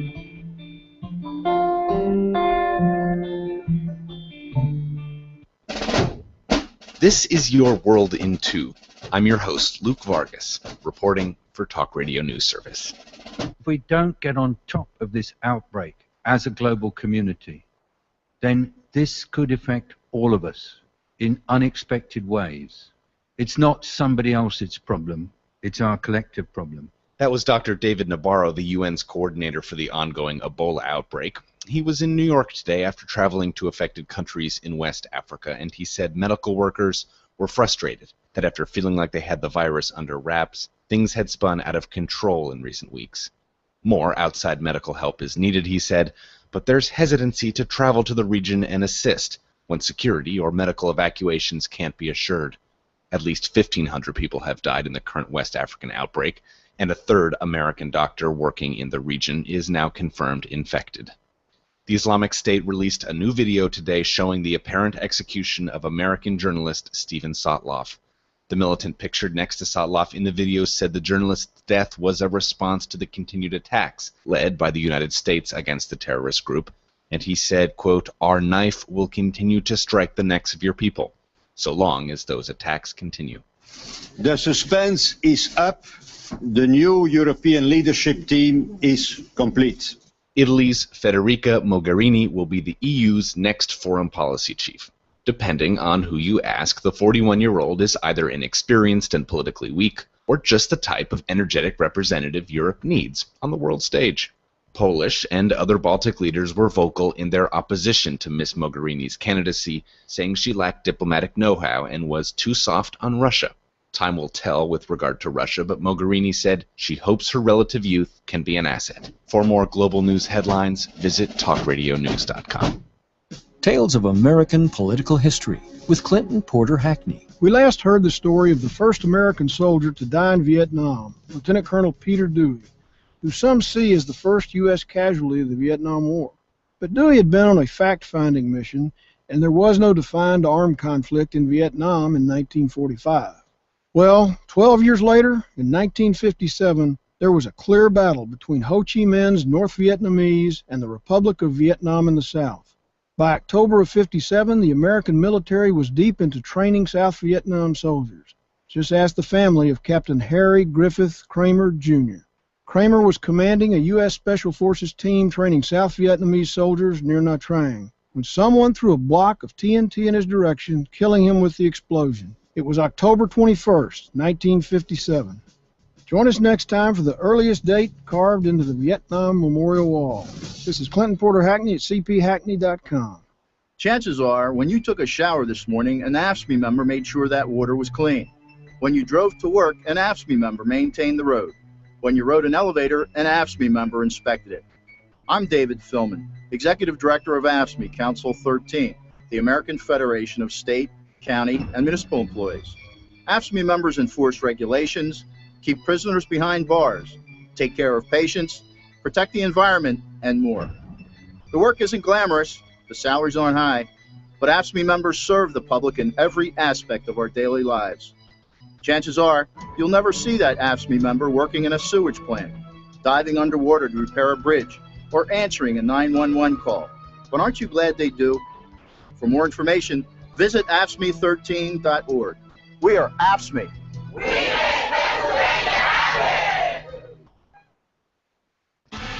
Where family values are more than slogans. The Rick Smith Show. Times like these you learn to live again. It's times like these you live and live again. It's times like these you learn to love again. It's times like these, time and time again. Welcome back to the Rick Smith Show. Check out the website, thericksmithshow.com. Questions, comments, something on your mind, you can email me, Rick, at thericksmithshow.com. Interesting conversation with David Cobb. And look, you know, when I read through the amendment, I'm going, well, it seems like it covers most of what we need. It seems okay, right?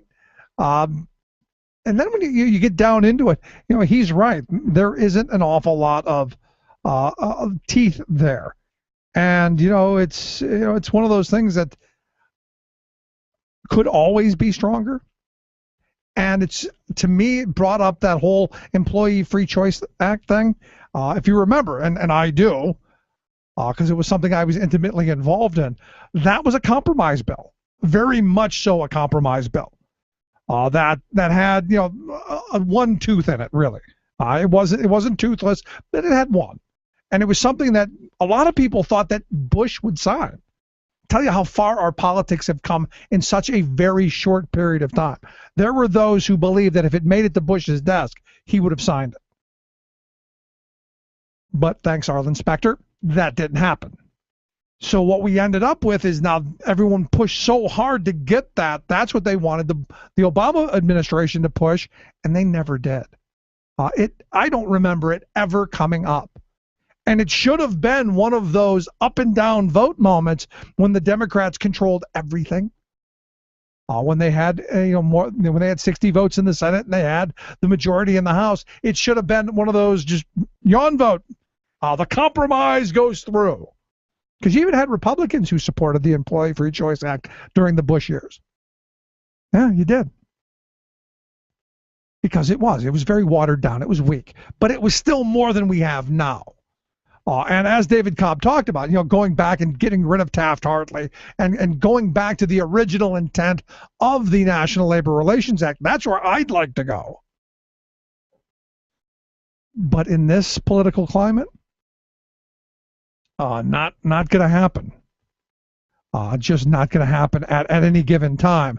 And it's one of those things that the more you stop and you think about it, the more that you look into the basis for the Employee Free Choice Act, it just was never going to happen.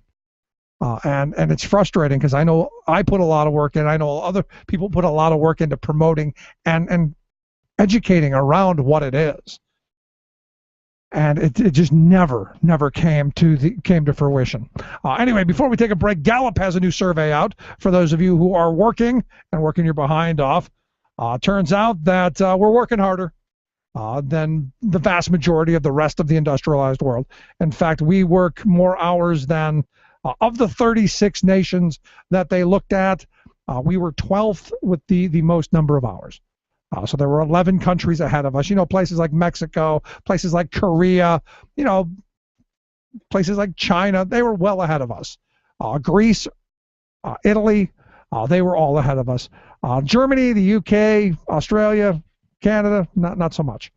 They're well behind us. In fact, Germany, again, one of the lowest number of hours in the country, yet their productivity, when you look at the 1,300 or so hours that Germans work, and the more than 2,000 that people in Greece work, their productivity is 70% higher in Germany than it is in Greece, because you got people who are well-skilled, well-trained, and they're not working themselves to death.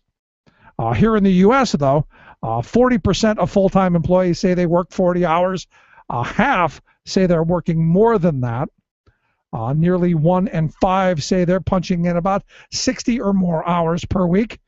And 13% of full-time workers have a second and third job. The average number of hours that we as a nation work, on average, about 46 hours per week. And to me, that's one of those things where you should be going, maybe we got to be looking at making that time and a half, maybe time and 3/4. Disincentive to getting us working more and more overtime and working those 60 hours a week. Salaried employees, they had their hours at about 5 hours more than the rest of us. Because, hey, those are free hours, right? It is what it is. Let's take a quick break. Right back. Stick around. Listen to The Rick Smith Show. We're working people. Come to talk.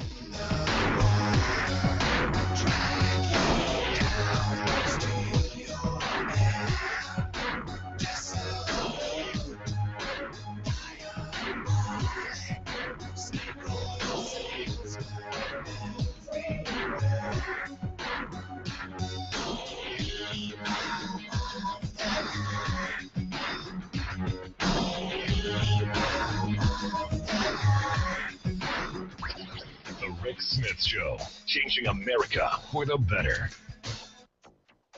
An explosion and fire rocked the BP oil refinery in Whiting last night. Explosion at an Indiana refinery with a history of exploding. We really need to get working on this problem now. UN reports stark warning the window is closing to stop irreversible global warming. $1 million fines for oil and chemical spills. Renewable energy now producing 22% of the world's electricity. Plus, in September, the world's leaders are going to come to the United Nations for the largest ever summit on climate change. And we're going to meet them with the largest mobilization in history. Get ready for the People's Climate March on September 21st. All of those marches and more straight ahead. From BradBlog.com, I'm Brad Friedman. And I'm Desi Doyen. Stand by for 6 minutes of independent green news, politics, analysis, and snarky comment. Setting aside the historical authenticity of ISIS methods, here's a question for you, guys who want to establish their own state. Oh, you captured some oil wells? Great. Now you got to build a bureaucracy to pump that oil, refine it. And what if there's a spill? You think you're radical and determined? Have you met environmentalists? Oh boy, howdy have I. This is your Green News Report.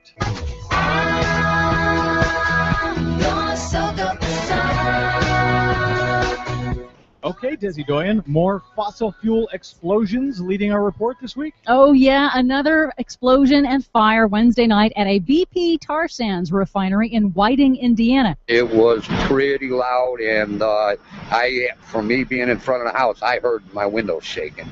And it's about 1.5 miles from here. It sent one worker to the hospital and just happened to occur 59 years to the day after several explosions at that same refinery killed 2 people back in 1955, one of the worst industrial disasters in Indiana history. Luckily, no one died this week, and in March of this year, that same BP refinery in Indiana dumped 1,600 gallons of oil into Lake Michigan. Man, those BP guys stay busy, don't they? They certainly do. In other oil spill news, news, the Environmental Protection Agency says ExxonMobil has agreed to pay $1.4 million to settle fines from a crude oil pipeline spill that dumped over 100,000 gallons of oil into northern Louisiana waterways back in 2012. Oh boy, 1.4 million. That will take them seconds to recoup. And the EPA also announced this week that DuPont Chemical has agreed to pay nearly $1.3 million in fines for a series of toxic chemical leaks in West Virginia 4 years ago, including one that killed a worker. So once again, the moral here, all this crime is well worth it to these big companies. Global warming is already here, fueling extreme weather. Some impacts are inevitable, and if we don't act quickly to cut carbon emissions, some impacts will be irreversible. That's the stark warning in the newest report from the United Nations Intergovernmental Panel on Climate Change in a leaked draft obtained by the Associated Press. It's the most blunt assessment yet, says climate scientist Dr. Michael Mann. We really need to act now if we are going to protect ourselves against what can reasonably be described as truly dangerous and potentially irreversible changes in our climate. That leaked final draft is a summary, the synthesis of the IPCC's 3 previous reports this year on the scientific evidence, the impacts of global warming, and the solutions. Shockingly blunt, this summary baldly warns that continued emissions of greenhouse gases will, quote, cause further warming, long-lasting changes in all components of the climate system, increasing the likelihood of severe, pervasive, and irreversible impacts for people and ecosystems. But, as Dr. Mann says in an interview with therealnews.com, this UN draft also makes clear cutting emissions now is cheaper than paying later. It is still relatively inexpensive to solve this problem. If we act now, then we can stabilize global warming below levels that are truly dangerous and potentially irreversible. Can I just keep watching Fox News and pretend everything you just said isn't actually happening? Apparently a lot of people do, but it doesn't change the scientific facts. And the International Energy Agency finds that renewable energy grew this year globally at the fastest pace ever recorded, now producing 22% of the world's electricity. That's weird. I didn't see that on Fox News either. And you also didn't see this on Fox News. Banking giant UBS, the largest privately owned bank in the world, says homeowner-generated renewable energy could be cheaper than fossil fuels as early as 2020, at least for people in Europe. That's because they are a left-wing... Wait, what are they again? The world's largest private bank? Oh, never mind.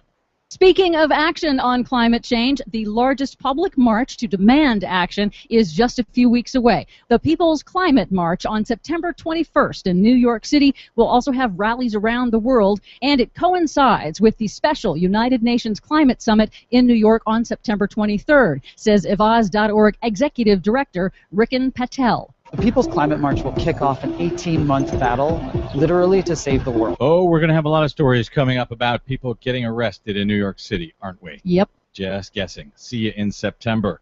For much more on that story and all of the ones we couldn't get to today, please, as always, check out our website at greennews.bradblog.com. Please consider a donation while you're there to help the Green News Report stay on your public airwaves.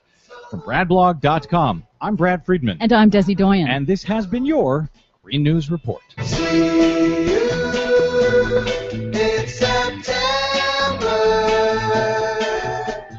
See you when the summer's through. If I were looking for a good job that lets me build some security for my family, I'd join a union.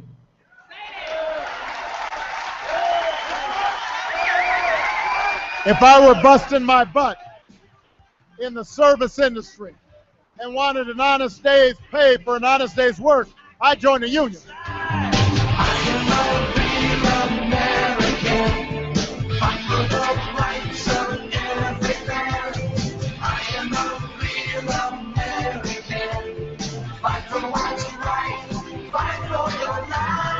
Welcome back to the Rick Smith Show. Check out the website, thericksmithshow.com. Questions, comments, something on your mind, you can email me, rick@thericksmithshow.com. So back in June, the Koch brothers had one of their super secret little pinky ring, little secret handshake meetings where they talked about those unemployed people, and they talked about the minimum wage. Evidently, according to Charles and David Koch's top political strategist, a guy named Richard Fink. Fink, interesting name. According to him, minimum wage leads directly to fascism. That's it. They're going down that path. They have thrown that out there. Anyone who advocates for the increase of the minimum wage is a fascist. You throw that together with Rafael Cruz, the father of Senator Ted Cruz, who says that the average black doesn't understand why minimum wage is bad for them. And you kind of throw that all into one big, happy, racist, idiotic rant, and you have pretty much the Koch brothers mentality on the minimum wage. Here to talk a little bit about why we should, as a state, increase the minimum wage for working people in our community. I've asked Roxanne Pauline. She is a minimum wage advocate and activist to come talk to us. Roxanne, thanks for taking time for us. Oh, no problem. This minimum wage thing has to happen. Raising the minimum wage to $10.10 an hour benefits 1 million low-wage workers, and it will help boost the economy. Mr. Fink is so much a Fink. I can't say anything else. You know as well as I do, a person in Pennsylvania working full-time, 40 hours a week, 52 weeks a year, only earns about $15,000 annually. And that's below the poverty line for a family of two. Increasing the wage floor to $10.10 an hour and connecting the rates to inflation just increases the purchasing power of 1 million Pennsylvania workers. What do you think? That's not going to help boost the struggling economy that we're in? It certainly is. I've been working with the minimum wage people, and we're getting ready for a day of action. It looks like Monday, September 29th. Details are going to be released really shortly, but we have to get our state out of the 725 and into at least a 1010 because really, when it comes down to it, after adjusting for the changes in the prices of the minimum wage, it's worthless today.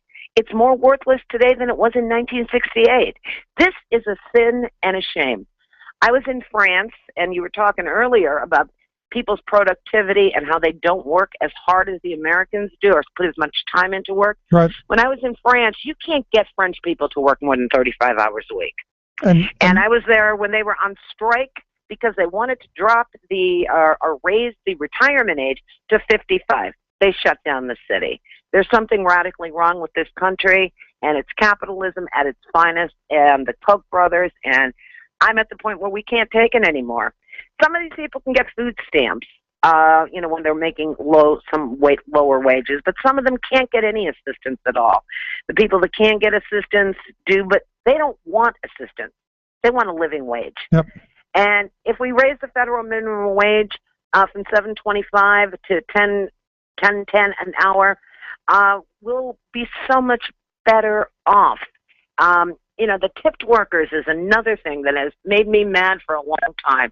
The Waffle Houses and all of these small franchises that mostly are service workers, bartenders, waitresses, that's another thing. They get $2.83 an hour. I know people that work at these places that don't come home with $30. They work an 8-hour shift and do not come home with $30. How are you expected to live on that? That's a disgrace. On the federal level, the minimum wage for tipped employees is just $2.13 an hour. Ah, okay. Well, hey, we're better in Pennsylvania then. Wow, isn't that great? And hasn't been raised. I mean, the sad reality is that minimum wage for tipped employees has not seen an increase since the 90s. So, I mean, it's amazing to me that we haven't seen a push for this. And for me, the idea that raising the wage just up to $10.10, and again, I don't know how you make it on $10.10 an hour, let alone $7.25. You've got the Koch ilks, you got this Fink guy saying it's going to cost us 500,000 jobs, and that's going to hurt those people. Those people. I don't understand the way they think. I just can't wrap my brain around the way. If people have more money to spend and spend it at businesses in their local area, how is that not helping? I mean, it just makes their common sense is not common, obviously, among the people that are talking this way. Or they think that we don't have any common sense, or they think that we're not too bright because they make these arguments, they constantly throw them out, and we're inundated with it, be it through fake news on Fox or through the mass of talk radio on the radical right. They're all singing from the same Koch brother hymnal. Yeah, and it's ridiculous. And people want to work. I have a gentleman that we took in here in my house about 4 years ago. He came from Annapolis, Maryland, where his foot got run over by a forklift, and he had a whole lot of problems, didn't get a great settlement, had to heal, had to recover, and didn't have a place to go. So we took him in here. 4 years it took him to get a job that pays $9 an hour. Jeez. Well, $9 an hour for a grown 50-year-old man is not enough to get yourself an apartment. He has an old beat-up car that's now the alternator is broken, and he can barely afford to fix that. I think raising the minimum wage a little bit is not going to hurt anybody. It'll make things better. I personally think $15 an hour is where we should be, but I'll settle in Pennsylvania right now for $10.10, and let's move up. I'm with you. People want to support themselves. They don't want handouts. They don't want to go to food pantries. They don't want to live in other people's back rooms. They want to be good and productive. But in this society, being good and productive doesn't match, like you said, what's going on in the rest of the world. We're just not matching up. And I'm so afraid that one day, not too long from now, in the history book, that the United States of America is going to be a one-paragraph blip that said there was a country called the United States of America, and it imploded. It used to have a middle class. It absolutely did. And now none of us out there are part of the middle class. And I don't care, even if you're making $60,000, $70,000 a year, you're still just getting by. Like, people are buying houses. There's such costs and such economics involved, and sending kids to college and the things that are going on with college loans, and these kids coming out of school not being able to pay for anything and not being able to get a job. And if they do, they're working at McDonald's, or they're working at the Waffle House, or they're working at a bar or a casino or someplace. And it just makes me so mad that we have to change it. And we're the voice of the people. We're the ones that get out there and scream and yell about this. The rest of the people sometimes are too proud and say, really, I don't want to say anything because I might lose my job. I don't want to say anything because my boss might not like it. So we're the people that have to get out there and scream and shout and say, this has to be done. We have to talk to our legislators. We have to talk to everybody we possibly can, because it has to happen. We can't let our elected officials off the hook. We have to demand that they support legislation that will give 1 million people in Pennsylvania, workers, fair pay for their hard work. And to me, again, it comes back down just to the simple fairness. The fact that, we're told if you work hard, you play by the rules, you're going to get ahead. To me, as a kid growing up, it was you go to work, you give you an honest day's pay, and your honest day's work, and you get an honest day's pay. And I'm sorry, $7.25? Really? Is that what an honest day's work is worth in this country? I don't think so. No. And you go back to, my grandparents' generation. They were saddled with crummy wages, and what did they do? They organized together, and they said, hell no on $7.25, and they negotiated for better wages, hours, and conditions, and also laws that did the same thing. Exactly. And as a movement, we have to become one, and we have to all think the same way on this. Yes, some people are making more than others, and they're going, well, hey, it's not affecting me. But eventually, the trickle-down effect will affect everyone. We can't get the bottom of it. We can't hold up the bottom, and the bottom is the base. It's the ground. And if we start losing more and more of that ground, the house of cards will just crumble down around us, and the 1% will be left just holding absolutely everything, and we're back in slavery. So if we don't get this movement and pull this together and pull up our collective bargaining rights and demand what is ours, what is needed, we have the right of life, liberty, and pursuit of happiness. And pursuit of happiness is working for a decent wage. There you go. This is not the coal mining days. We're not back in the Knox coal mines. We're not back in the times where people were fighting in the streets. We have to get out there and tell these people this is what we have to do. There you go. So how do we get involved? If we wanted to get involved with this, how do we do this? I know there's an event coming up, as you pointed out. What should people be doing? Well, right now, this is the event that's going to happen on Monday, September 29th. It's going to be a statewide event, and it's sponsored by Raise the Wage PA. And the number that you can contact is 215-557-0822, or go to www.raisethewagepa.org. And they're putting a statewide day of action together. It'll go on all across the state. I'm sure Pittsburgh will be doing something, Philadelphia, northeastern Pennsylvania, northwestern Pennsylvania, and just about everybody in between. And we need to get out there, just like we did at the Capitol earlier this year. What was it, May? We had a statewide day of action. And get out there and demand that this actually happens. And like I said, think about the tipped workers. Really think about them, because there's nothing that makes me more mad than those poor people working at Waffle House. They're getting nothing. Especially when they get gypped on their tips as well. They get gypped on their tips. They don't bring grown women, 55, 60 years old, are not bringing home $30 a day. Come on.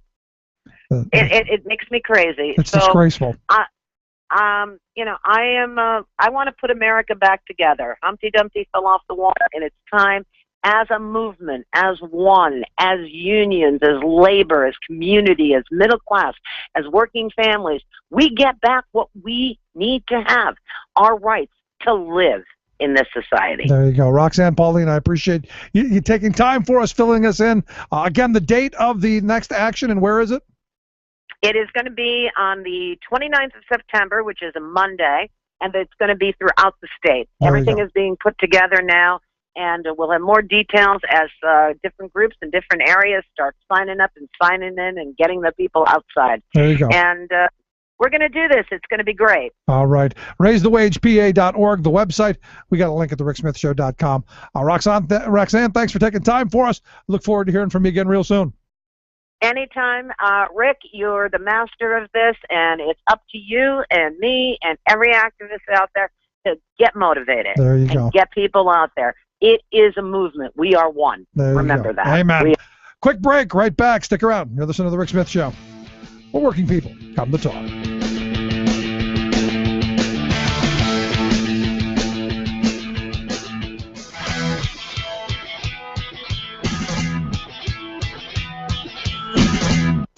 One thing you can say about Rick Perry is that he sticks to his guns. If one of his policy proposals turns out to be dumb, by gollies, he doubles down on dumb. For example, in his current rerun for the GOP presidential nomination, the Oops governor has rebranded himself as an expert on border security. As such, he milked a lot of political PR out of this summer's surge of migrant children crossing our southern border illegally. Never mind that they were desperate to escape the abject poverty, rapes, murders, and gang cultures that confronted them every day in their Central American homelands. Perry used their plight as a political opportunity to foment fear and become the lock 'em out candidate. But darn it, the surge of young migrants soon came to an end, and so did Perry's dumb rationale for slamming and locking our nation's southwest door.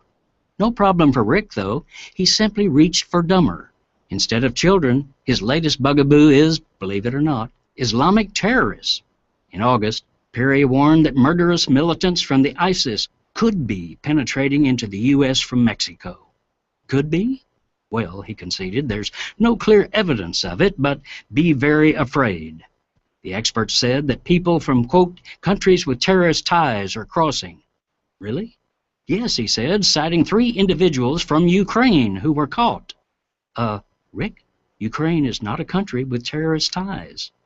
Never mind facts, he went on to scold Obama for failure to put more border agents in place and use drones to bolster security there. Apparently no one told the newly minted border expert that Obama proposed just that last year, but Perry's fellow Republicans killed the bill. This is Jim Hightower saying Perry is scary. Next, he'll warn that Islamic terrorists are sneaking across the border, carrying weapons of mass destruction. To get more of Jim Hightower's populist take on what Wall Street and Washington are up to, Visit www.hightowerlowdown.org. Would you dive 14 feet deep in the Susquehanna to keep a bridge safe? Would you spend night after night with prisoners to keep your community safe? Would you spend Christmas Eve plowing snow to keep roads safe? AFSCME members do. Men and women who choose to serve in public service. Mine inspectors, 911 dispatchers, healthcare workers, parole agents. You may not think about them, but no, they're all thinking about you. This message brought to you by AFSCME Council 13.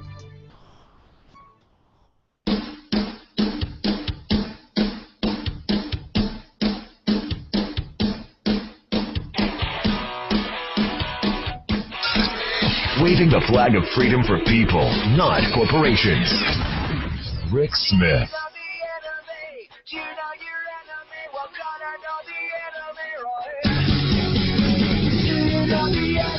Welcome back to the Rick Smith Show. Check out the website, thericksmithshow.com. So fascists! They're fascists. Anyone who would want the minimum wage increased is a fascist, according to Mr. Fink. Richard Fink, the political strategist, top thinking guy for the Koch brothers. He did a presentation titled "The Long-Term Strategy: Engaging the Middle Third." And again, this is about divide and conquer. This is about taking people like me, for instance, somewhere dead smack in that middle realm, between 80 and 110% of median income. I'm right in that area. Part of the 15% in the middle. And using that middle that's semi-comfortable but not comfortable enough to take a day off from work, still on the treadmill, but upright on the treadmill. We're making steps. We haven't fallen back. We're right dead smack in the middle of the treadmill. It's about talking to us, that middle third, that middle group that's, like I said, comfortable, and then pointing us against people who want the minimum wage increase, and in our radical self-interest, that a hamburger is going to cost a nickel more, that maybe we're going to have to, when we go somewhere, maybe pay a penny or 2 pennies more for something. They did a study about what Walmart, it would cost like a penny per pair of socks throughout the entire corporation to give people a living wage with health care. I mean, it's that kind of minuscule increase. But what they want to do is they want to divide us, keep us pitted against one another, saying, well, they're going to take money out of you, the middle third, to raise them up, without actually thinking that if we raise the bottom up, everyone gets kind of a little bump into that middle third. Now above, in the top, the top 2/3, the top third, they get nothing out of a minimum wage increase. But that middle third, they see that ripple effect upward. So I find it interesting that you've got people like this Fink out there pushing this garbage. And really the whole Koch idea of fighting back against, they want deregulation, they want no government intervention, except for them, and they want us pitted against one another. Unions being one of the things that are bad, just bad. Can't have those, because they would push for higher wages. And that's not a bad thing. I haven't heard it yet, but you're going to with the Stroman closure. They're going to blame the unions. And tomorrow, hopefully, we'll get one of the business agents from the bakery and confection workers to come talk to us about what's going on there. But eventually, the finger is going to be pointed right at the unions. It's because their wages were too high. And you ask the question, well, at some point, let's say we move all the manufacturing back to Mexico. What happens? What happens here in the U.S. to workers who can't find jobs to support their families? And I worry about those 90 people who are, they've had these jobs for years. And there are no similar jobs around like that. So what happens to them? You're talking about people in their 40s, 50s, and 60s who, that's what they've done for 20 years. So this decision, again, it's about more for them and less for you, less for me, less for us. And I guess that's basically what they want. So as I look at this again, this Fink guy, goes into a whole spiel about Nazis and Germany, and he says if you look at the rise and fall of the Third Reich, you can see that. And what happens is that the fascists in the country come in and offer them opportunities. Find the victims and offer them opportunities and offer them meaning in their life. I think what workers actually want is they simply want to make a decent living and they want to be able to support their family. I don't think they see themselves as victims. Quick break, right back.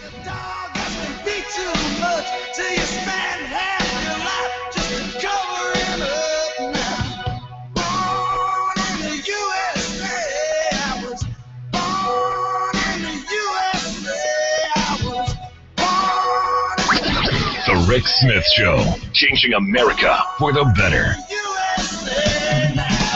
You're listening to The Rick Smith Show. For more information, go to thericksmithshow.com. If you've missed any portion of the program, you can download the podcast at thericksmithshow.com. You're listening to WIN, Workers Independent News, a production of Diversified Media Enterprises. For Workers Independent News, I'm Joanne Powers.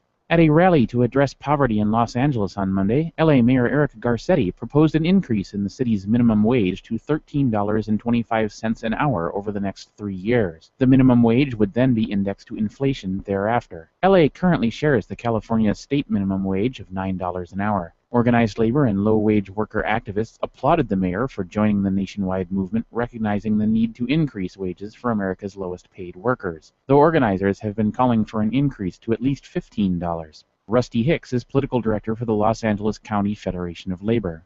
Too many work too hard for too little. We did a study in 2013 which said that 46% of all workers who work full or part-time in the city of LA make poverty-level wages less than $15 an hour. 810,000 people. LA is a very expensive city. These are folks who are not able to support themselves, not able to support their families, and not able to contribute to their communities.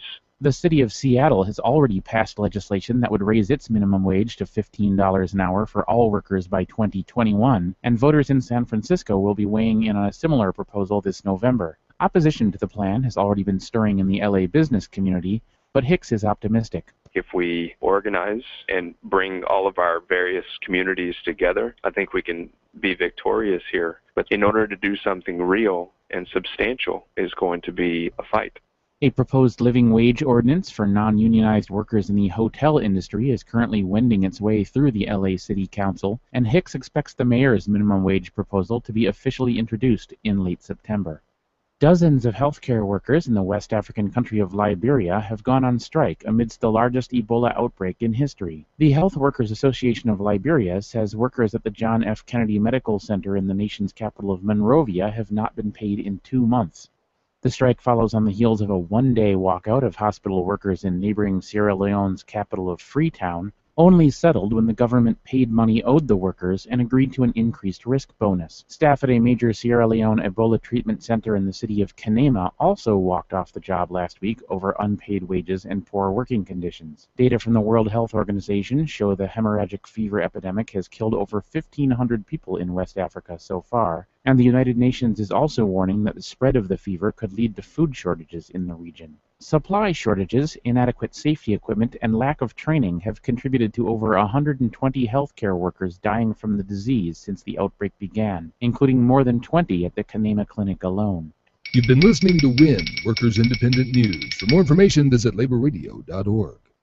And by the way, what we shouldn't do, I just got to say this, what we shouldn't be doing is trying to take away your rights to bargain for better wages or working conditions. We shouldn't be doing that.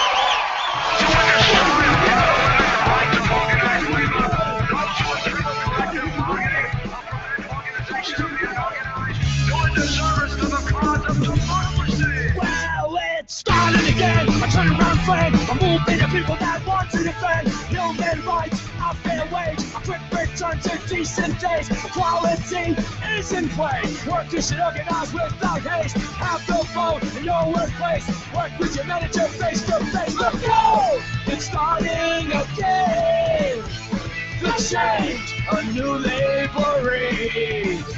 Support the EFCA.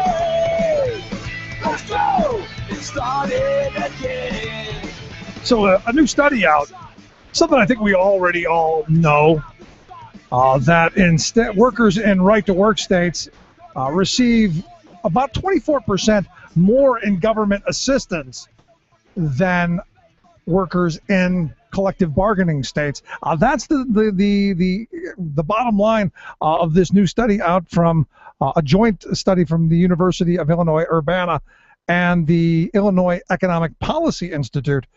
They point out that, and I think we all know this, you see lower wages in those states, lower rates of health insurance, lower rates of pension. So obviously, it's going to be we the people who step in and help those who have been left behind in those states. And to me, again, as we're talking here in Pennsylvania, there's a push right now to make Pennsylvania the next wrongly directed right-to-work state. Anyway, here to talk a little bit about this study and this ripoff known as Right to Work, I've asked Frank Menzo IV to come talk to us. He's the policy director over at the Illinois Economic Policy Institute. Frank, thanks for taking time for us. Yeah, hi Rick. Thanks for having me. So I look at this study you guys have come up with, and first, no surprise to me. And I don't think any real surprise to any rational thinking person when you look at these right-to-work laws and the wages and the conditions that come along with them. So I don't think there's any surprise here, no? Right. I mean, the logic of the findings really comes down to common sense, as you pointed out. So right-to-work laws, we know they reduce worker income. And when workers earn less, they contribute less in federal income taxes. And they also spend less, resulting in lower sales tax revenues for state and local governments. But at the same time, lower incomes for the working class means that more workers are forced to rely on government assistance to support themselves. So governments receive less in taxes while needing to pay more in social programs. And in fact, that's exactly what we found. A right-to-work law reduces worker earnings by 3 to 4%. It reduces health insurance and pension coverage by 3 to 4%, and then those workers need to rely on the government to cover that shortfall. It lowers federal tax contributions from workers by 11%. Increases the poverty rate among workers all the way down the line until we find that right-to-work raises spending on food stamps and the earned income tax credit. So that type of spending and government assistance to workers.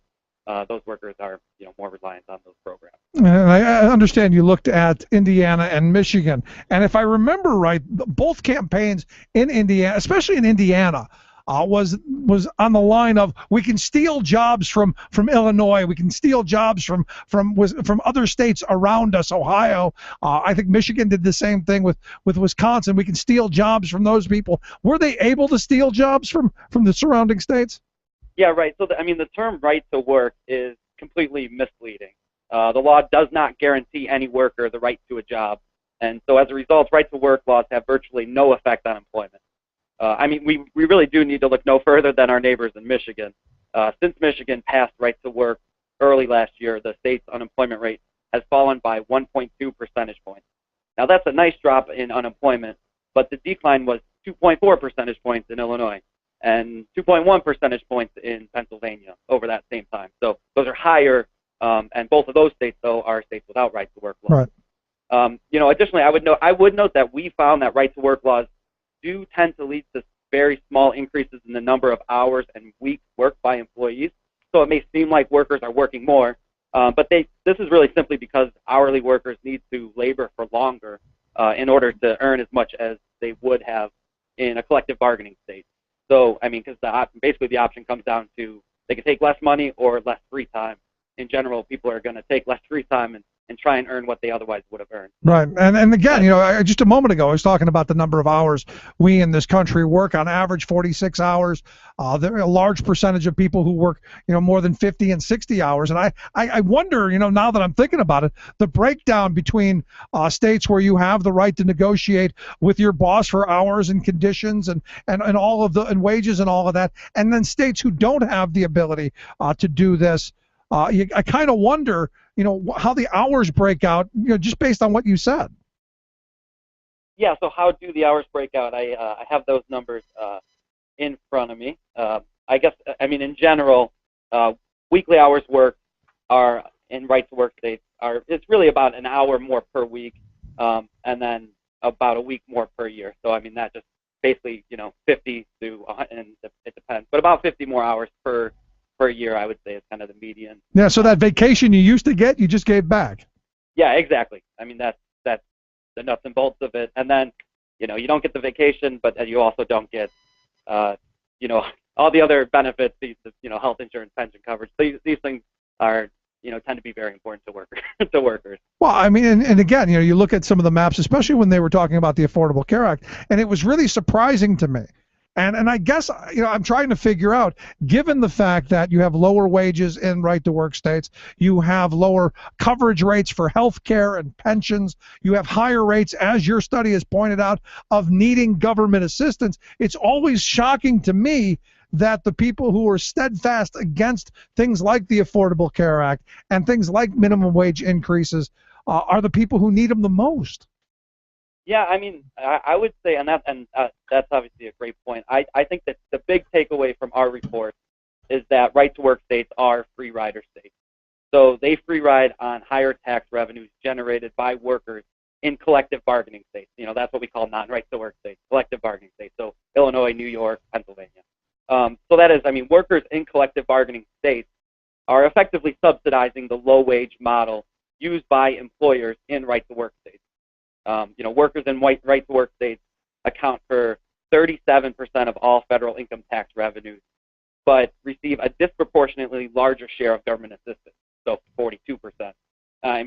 Put another way, government support accounts for 9% of an average worker's total income in a right-to-work state, but just 7% of the average worker's income in collective bargaining states. So these are subsidies, and this subsidy enriches employers in right-to-work states at the expense of workers and the taxpayer. So basically what you're saying is that we're seeing a massive redistribution of wealth from workers who are unionized and are negotiating for better conditions for themselves and their families, a huge redistribution of wealth from them to people who don't have those abilities. So then why would as a state, would I want my workers to be subjected and my taxpayers to be subjected to that? No, you wouldn't. So, the result is, decreased consumer demand among workers and decreased tax revenues. I guess kind of what we're getting at, though, is really about the benefits of unionization. And a significant consequence of right-to-work laws is that unionization falls, predictably and precipitously. Right-to-work is associated, we find, with a 9 percentage point decline in the unionization rate. So there are fewer union workers. But in direct contrast to the effects of right-to-work laws, union membership has positive impact on the public budget. So on average, union membership increases worker incomes by 17%, it improves health coverage by 6%, and raises retirement coverage by 13%, and increases federal tax contributions, and all down the line until we find that it reduces reliance on food stamps, and union membership reduces the chances that a worker basically earns less than the official poverty line. So union membership, in a nutshell, promotes self-sufficiency and reduces government dependency. So something that we should want. Why don't we hear that message often enough? The only message I keep hearing consistently is the message that, workers have decided that they don't want unions, Rick, because they're 11% of the workforce. Yet I see polling that says tomorrow 60 million people would say yes if they had the opportunity. I'm struggling with the conflicting messages. Yeah, that's a great question, and it's partly, of course, a matter of ideology, but it's also, these, in a lot of these, right-to-work states or in states that are trying to become right-to-work, the push is being led by, employers who stand to benefit. So in a lot of these, again, in right-to-work states, basically the low wage, we wouldn't necessarily say the workers are being subsidized by collective, workers in collective bargaining states, but the low wage model that employers use is being subsidized. So employers, they basically, they don't have to, they have less incentive to, basically to provide health coverage and to provide a higher wage and to provide, pension benefits and to provide all these, all these kind of programs, because the government just kind of comes in and subsidizes it and increases food stamp values. And so, I mean, these the people, the CEOs of these corporations or just the business owners are able to turn those costs into profit and increase, gains, returns to capital. Yeah, so basically what we've done is we've taken the low-wage employment model that we subsidize, and we've now made it a state-based issue, where now we're pushing these bad laws, these horrible ideas on states, knowing what the outcome is going to be, which is a redistribution of wealth from other states to these poorer states in the hopes that nobody notices. Yeah, right. And I would also just add to what you're saying, Rick, is just that there's a lot of misinformation about what a right-to-work law is. I mean, so, we had a recent Gallup poll which found that 53% of Americans approve of labor unions, and only 37% want unions to have less influence than they have today. Right. That same poll, though, suggested that 71% of Americans would be for a right-to-work law. And so, obviously, if this seems like a contradiction, it's because it is. And even in that poll, the right-to-work question was so poorly worded. I mean, it asked whether you would, believe each worker has the right to hold a job in a company, no matter if he or she joins a union. And of course, most Americans believe workers have a right to keep their job, but right to work does not guarantee any worker the right to a job. Right. But I think you're right. I think most people have that belief that because I've said in this program a number of times, I support the original concept of right to work, which came from labor. Labor said you should have rights on the job. You should have rights to be able to support your family. You should have rights to be able to spend time with your family. That whole right to work thing was a labor frame to begin with that's been stolen by the corporatists who've flipped this around. And, well, it now benefits them over the working people. And I think most people do, as you've said, agree that people should have the right to a job. But this isn't that. Right, and of course, under American employment law, only the employer has the right, the right to hire and fire anyone at will. And so, ironically, only unions can guarantee a worker the right to job security. So it's actually the reverse. Unions represent workers and force employers to prove that they had just cause in firing a worker. No. Well, I appreciate the study. I think, again, another one in a long line of information that we already knew, but that you've given solid background to. So I appreciate it, and I want to make sure that people take a look at it. Over on the IllinoisEPI.org website is right to work states or freeloader states. We've got a link at thericksmithshow.com. Just click on Frank Manzo, the fourth's name, take you right there. Frank, great talking with you. I appreciate your time. I look forward to talking to you again sometime. All right, thanks, Rick. Take care. Thanks so much. Let's take a quick break. Back with your thoughts. 1-888-520-RICK, 1-888-520-7425. This is The Rick Smith Show. For working people, come to talk.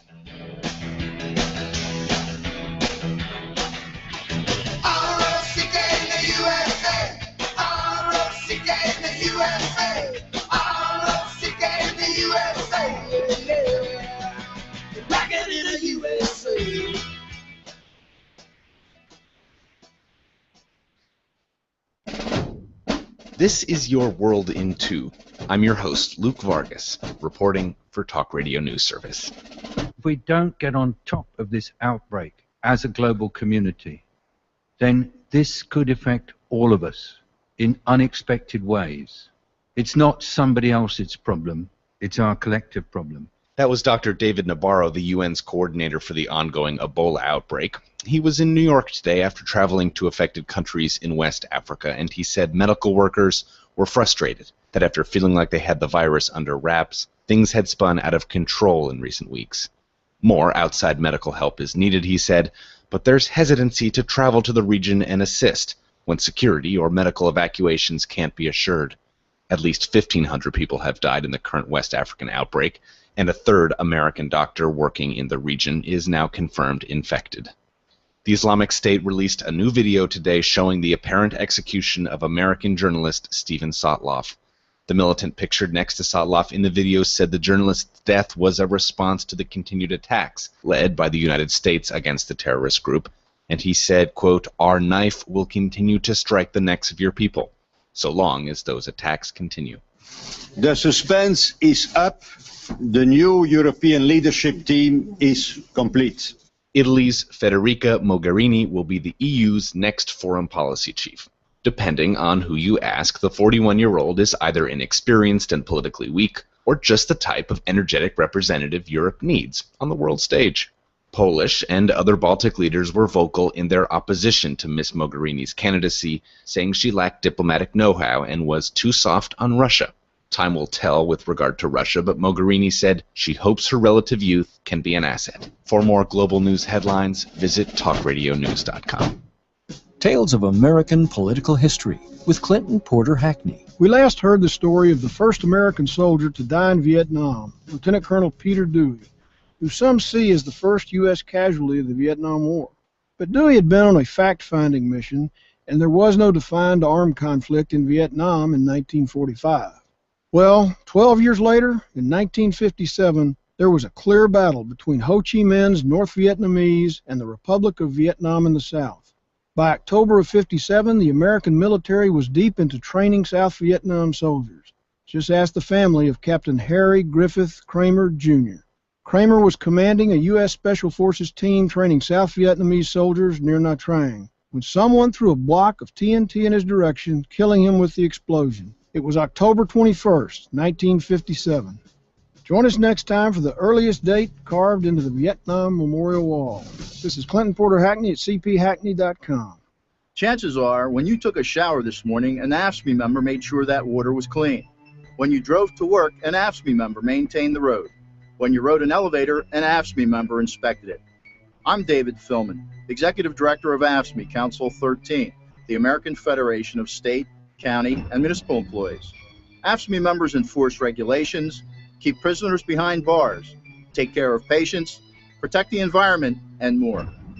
The work isn't glamorous, the salaries aren't high, but AFSCME members serve the public in every aspect of our daily lives. Chances are, you'll never see that AFSCME member working in a sewage plant, diving underwater to repair a bridge, or answering a 911 call. But aren't you glad they do?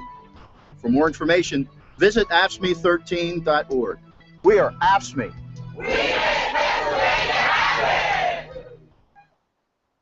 Volkswagen just invested in Tennessee in a right-to-work state at a low cost with less health care. Why should we prop others up when other companies can compete in this marketplace? It's time to let these people learn the lesson the hard way. Suddenly I see, this is what I want to be. Suddenly I see, why the hell it means so much to me. Yeah. Congressman Zach Wamp. Yeah. Kind of makes you wonder. Why do we want to prop others up? That's kind of an interesting frame when you think about it. Given the report by the folks at the Illinois EPI, that 24%. I mean, that is a massive number. I'm 24% more in government assistance. Prop up? Anyone want to examine that thought? Why do we want to prop those others up? Because basically we're propping your low-wage economy up, which is permeating across the country. It's a horrible idea. And part of me says it's labor's own fault for not spending enough time and energy on public relations. But that's not what they do. Part of me says it's labor's fault for not tooting its own horn enough and getting out and fighting back from the beginning. But that's not what they do. Their job is to represent their members. And for too long, I think, Insular, did that job very well. And as soon as you saw productivity and wages decouple, union wages kept going up at a much slower pace, as where workers who had no representation, had no bargaining power, saw their wages decline significantly more. And then there was that opportunity for the corporatists to go, see, look at how much more they're making than you. We should take that from them. Instead of saying, hey, you could be like them. It's amazing to me. I mean, it's stunning to me. And I like the way that Frank Manzo points out that it's free riders. That these so-called right-to-work states are free rider states, really. And it took me back to a story, during the break I thought about it.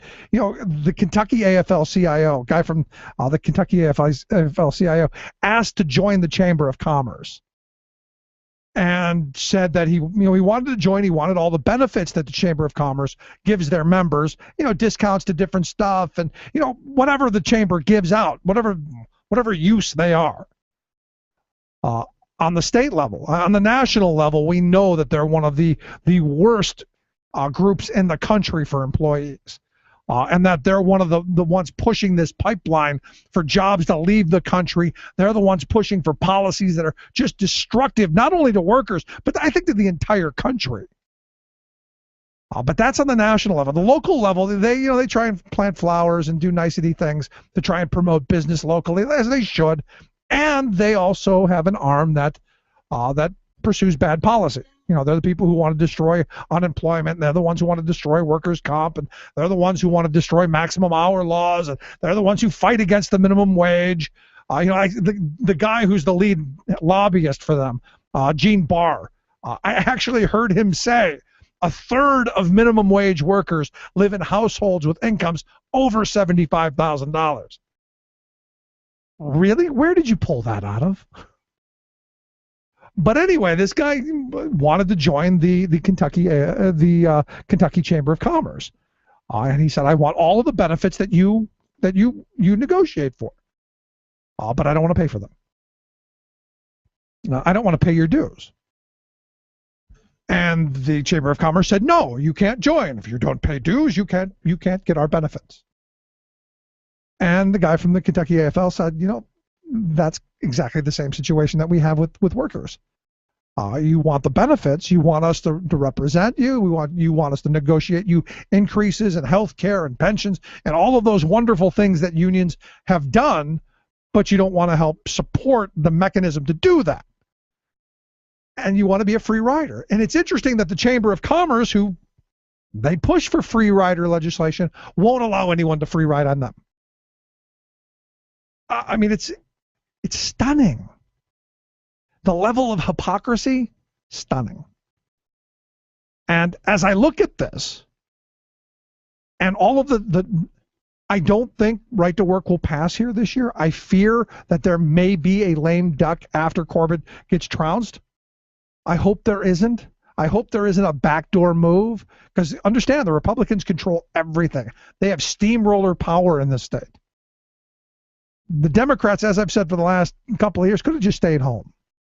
There wasn't much that they needed to do other than take responsibility for the transportation bill, because they needed a bunch of Democrats to vote for the transportation bill to get it through. Because a number of Republicans, no, we can't do that. It's going to raise taxes. So let the roads crumble. But I find it interesting that those voices, we don't want no stinking government. They're the ones who collect the biggest welfare checks. Amazing. Just amazing. A quick break. Right back. Stick around. You're listening to The Rick Smith Show. We want the world and we want it now. We're going to take it anyhow. We want the airwaves. Not right wing, just right. The Rick Smith Show.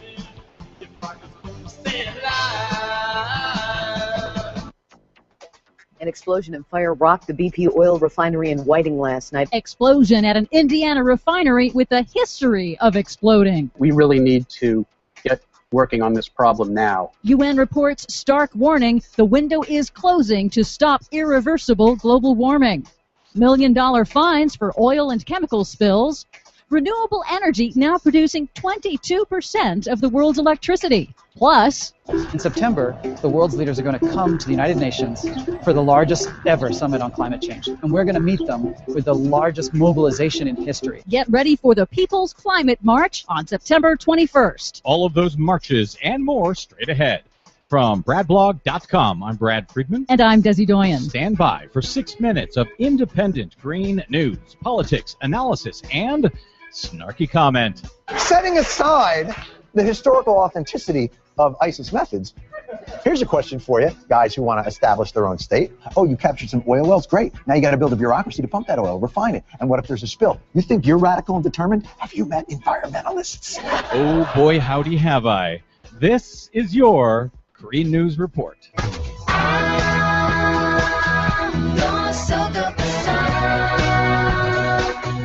Okay, Desi Doyen, more fossil fuel explosions leading our report this week? Oh, yeah, another explosion and fire Wednesday night at a BP tar sands refinery in Whiting, Indiana. It was pretty loud, and for me being in front of the house, I heard my windows shaking. And it's about 1.5 miles from here. It sent one worker to the hospital and just happened to occur 59 years to the day after several explosions at that same refinery killed 2 people back in 1955, one of the worst industrial disasters in Indiana history. Luckily, no one died this week, and in March of this year, that same BP refinery in Indiana dumped 1,600 gallons of oil into Lake Michigan. Man, those BP guys stay busy, don't they? They certainly do. In other oil spill news, the Environmental Protection Agency says ExxonMobil has agreed to pay $1.4 million to settle fines from a crude oil pipeline spill that dumped over 100,000 gallons of oil into northern Louisiana waterways back in 2012. Oh boy, 1.4 million. That will take them seconds to recoup. And the EPA also announced this week that DuPont Chemical has agreed to pay nearly $1.3 million in fines for a series of toxic chemical leaks in West Virginia 4 years ago, including one that killed a worker. So once again, the moral here, all this crime is well worth it to these big companies. Global warming is already here, fueling extreme weather. Some impacts are inevitable, and if we don't act quickly to cut carbon emissions, some impacts will be irreversible. That's the stark warning in the newest report from the United Nations Intergovernmental Panel on Climate Change in a leaked draft obtained by the Associated Press. It's the most blunt assessment yet, says climate scientist Dr. Michael Mann. We really need to act now if we are going to protect ourselves against what can reasonably be described as truly dangerous and potentially irreversible changes in our climate. That leaked final draft is a summary, the synthesis of the IPCC's 3 previous reports this year on the scientific evidence,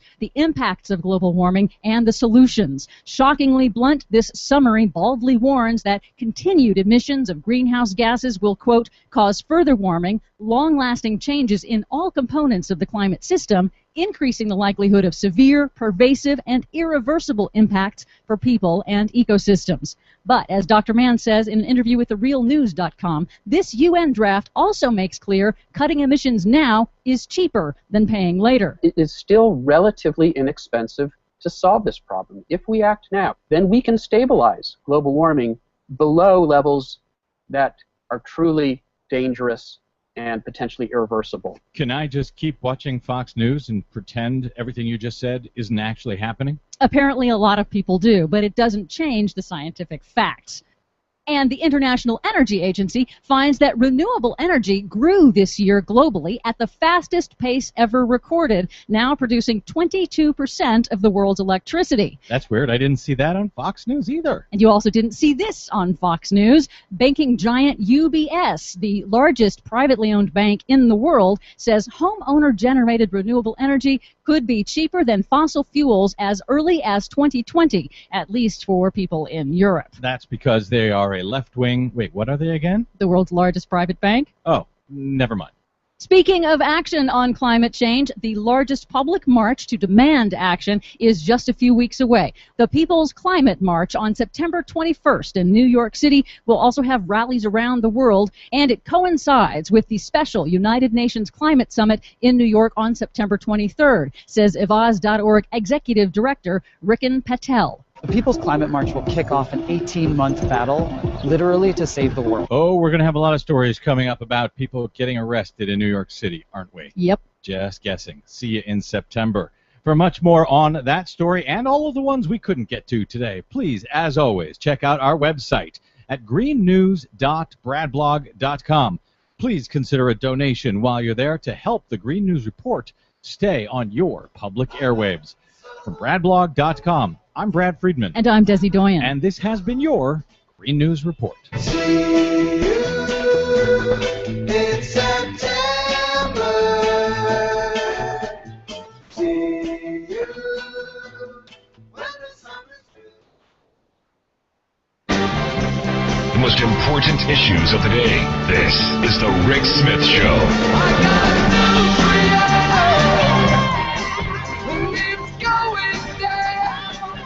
Welcome back to the Rick Smith Show.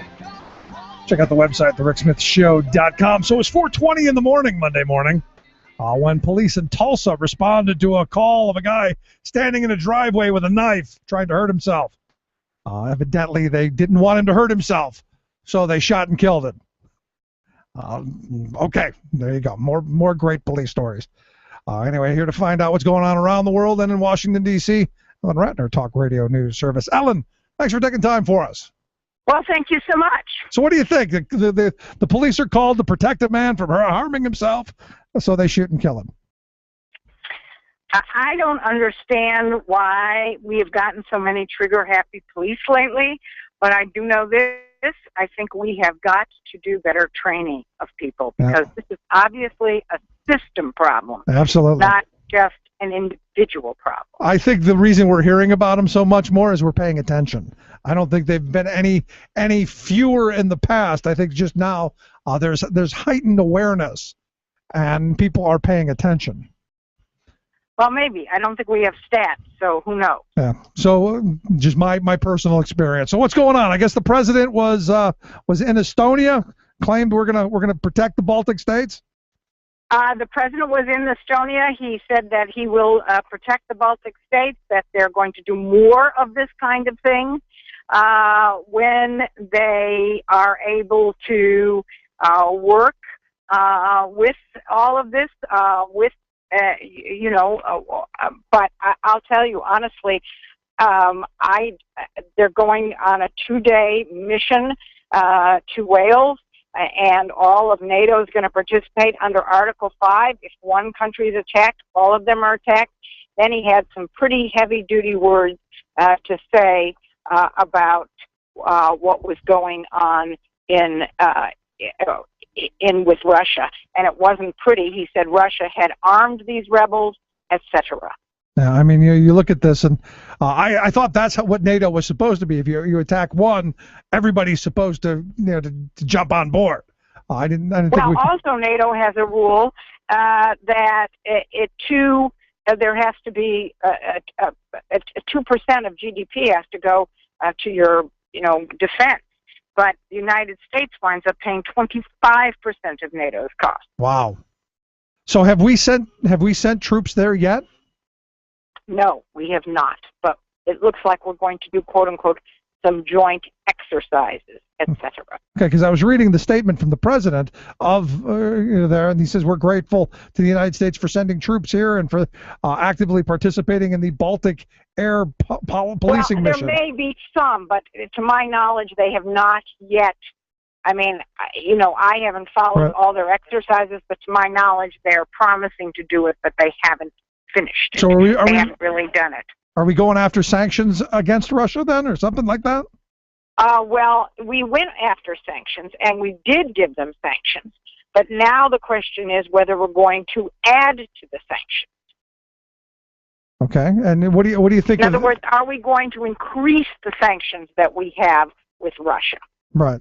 And then I know the call and for... the president is saying that they've been very successful. Well, I don't know that that's the case, but it sounds okay. Yeah, I don't know that the weekend warriors heading towards the Ukraine, I don't know that that's success. Exactly. But, I hear calls already for us to open up exporting of natural gas because we're going to be Europe's gas station, I've heard.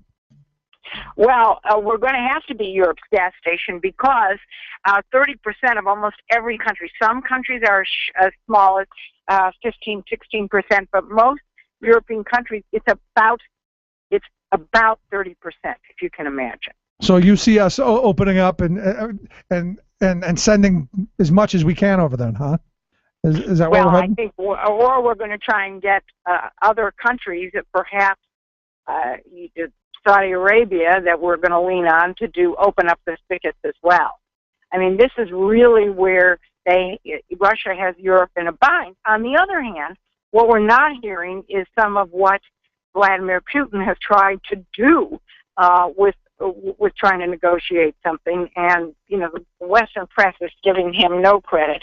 And I'm hearing from several people that he really is trying to work out something. So, unless you're there, I know it with South Sudan. You can read all you want in the papers, but unless you're there, and I'm sure you know this with the unions, unless you're there, you somehow don't really know what's going on. Right, because you got to wonder what Putin's doing in Ukraine. Is he trying to do anything to try and solve that? I'm curious. Well, again, he came up with a 7-point plan, but apparently his guys rejected it today. Interesting. Any more news, any more information on the killing of this second journalist? No, all we know is that it happened, that before she was killed, he said this was in retaliation for the U.S. bombing. We know that there are 3 Brits and 2 Americans still held by people. So we can expect another video at some point in the near future, I guess, huh? I think, unfortunately, we can. What did Secretary Kerry have to say on the issue? Well, Secretary Kerry is basically saying that the United States will not stop. We will not forget. He issued a very heavy-duty statement today on this issue, and he said that they are not going to they're not going to forget this. The United States does not forget. So this is going to be interesting. Yeah. What's going on with CVS? I see you have a story about CVS. What's going on there? Well, CVS is not going to call itself CVS anymore. It's going to call itself CVS Health. They've stopped selling cigarettes. They're going to sell smoking cessation products. White House press secretary said that this is a powerful message. Unusual that the White House would weigh in on a for-profit corporation like that, but they did. You kind of got to wonder what's underneath that. Somebody's contribution or something. Somebody got to somebody. Oh, you're being cynical, Ellen. Me? Never. Come on.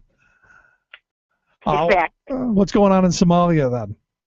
Okay, Somalia, it looks like the Somali government is giving Al-Shabaab 45 days in which to agree to essentially give up, and then they won't have any consequence. I guess if they don't give up in these 45 days, that's the end of them.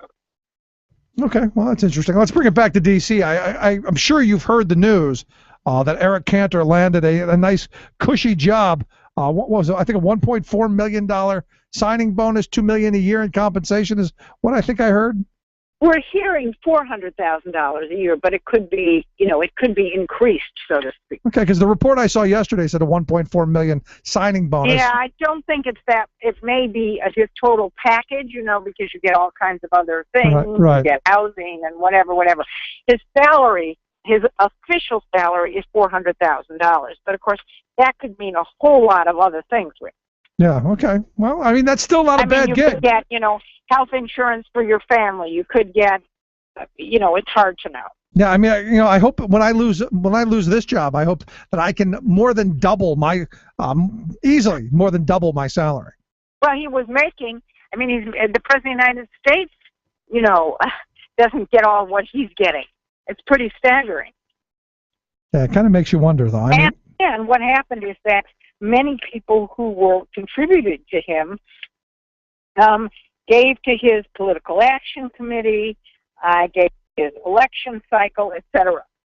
Yeah, I mean, I like what David Stockman said. He called him the bagman for Wall Street.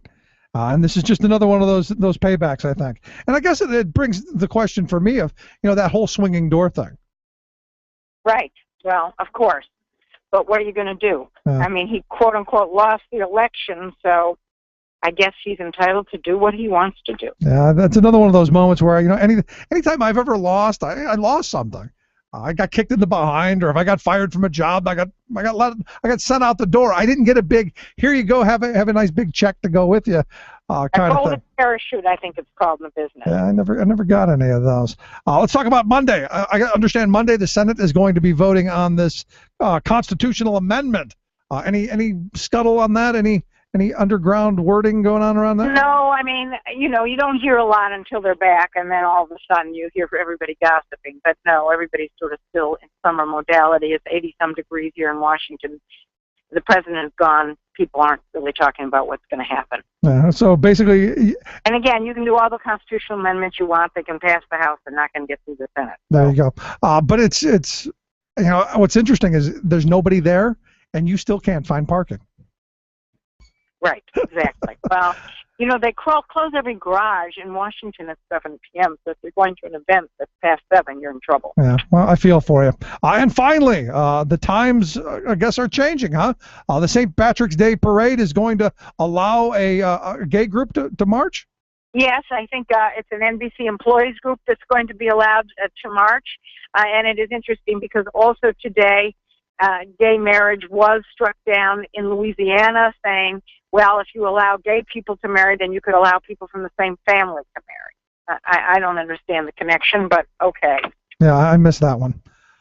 All righty then. Well, news is what it is. Ellen, I appreciate the time. News is what it is, and we'll be in touch tomorrow. I guess you get Congressman Knight. There you go. Fantastic. I look forward to talking to you again. Thanks so much. Thank you.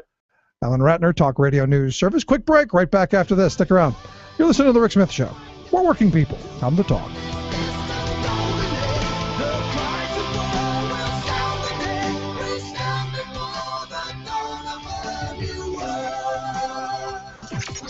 Radio of, for, and by we the working people.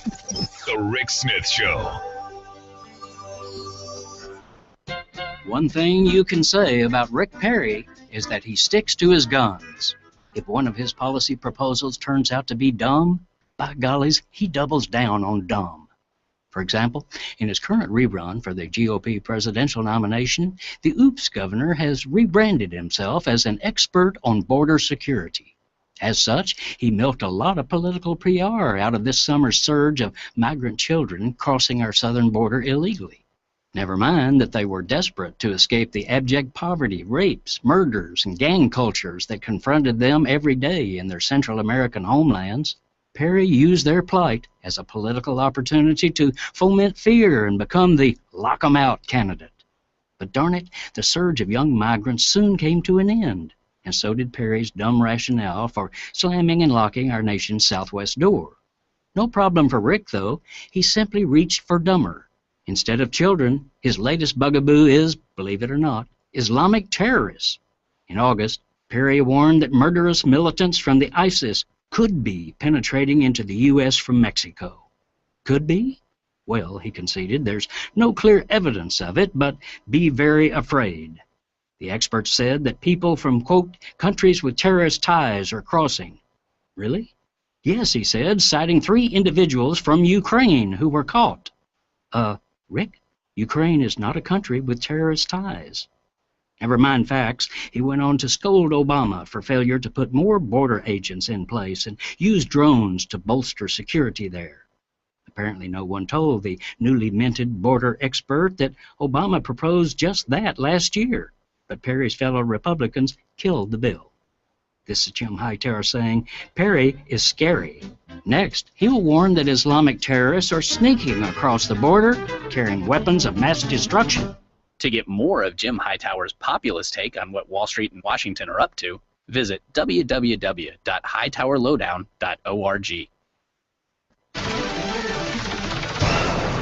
Workers in the late 1930s began exerting their recently guaranteed right to organize and join unions. Millions of workers flocked to join the labor organization of their choosing to collectively bargain for better wages, hours, and working conditions. Factory, mill, and mine owners, not eager to embrace the changes, fought vehemently to deny workers their rights. As company tactics grew more heavy-handed and brutal, the workers' organizing methods changed. Sit-down strikes became a way for workers to demand their rights and to force management to listen. With a wave of a handkerchief, the tip of a hat, workers would shut down their machines, lay down their hammer, and sit down. Workers at the Hershey Chocolate Factory in Hershey, Pennsylvania, seeking to reduce the 60-hour-long work week, decided to form a union. Initially, an agreement was reached, but as the economy took a downturn, the company willfully violated the agreement by laying off the most senior workers, those who just happened to be the most ardent union supporters. The workers voted to strike the very next day. At 11 a.m. on April 2nd, 1937, a red handkerchief was waved and the workers began the first sit-down strike in Pennsylvania's history. The company reacted by forming the Loyal Workers Club.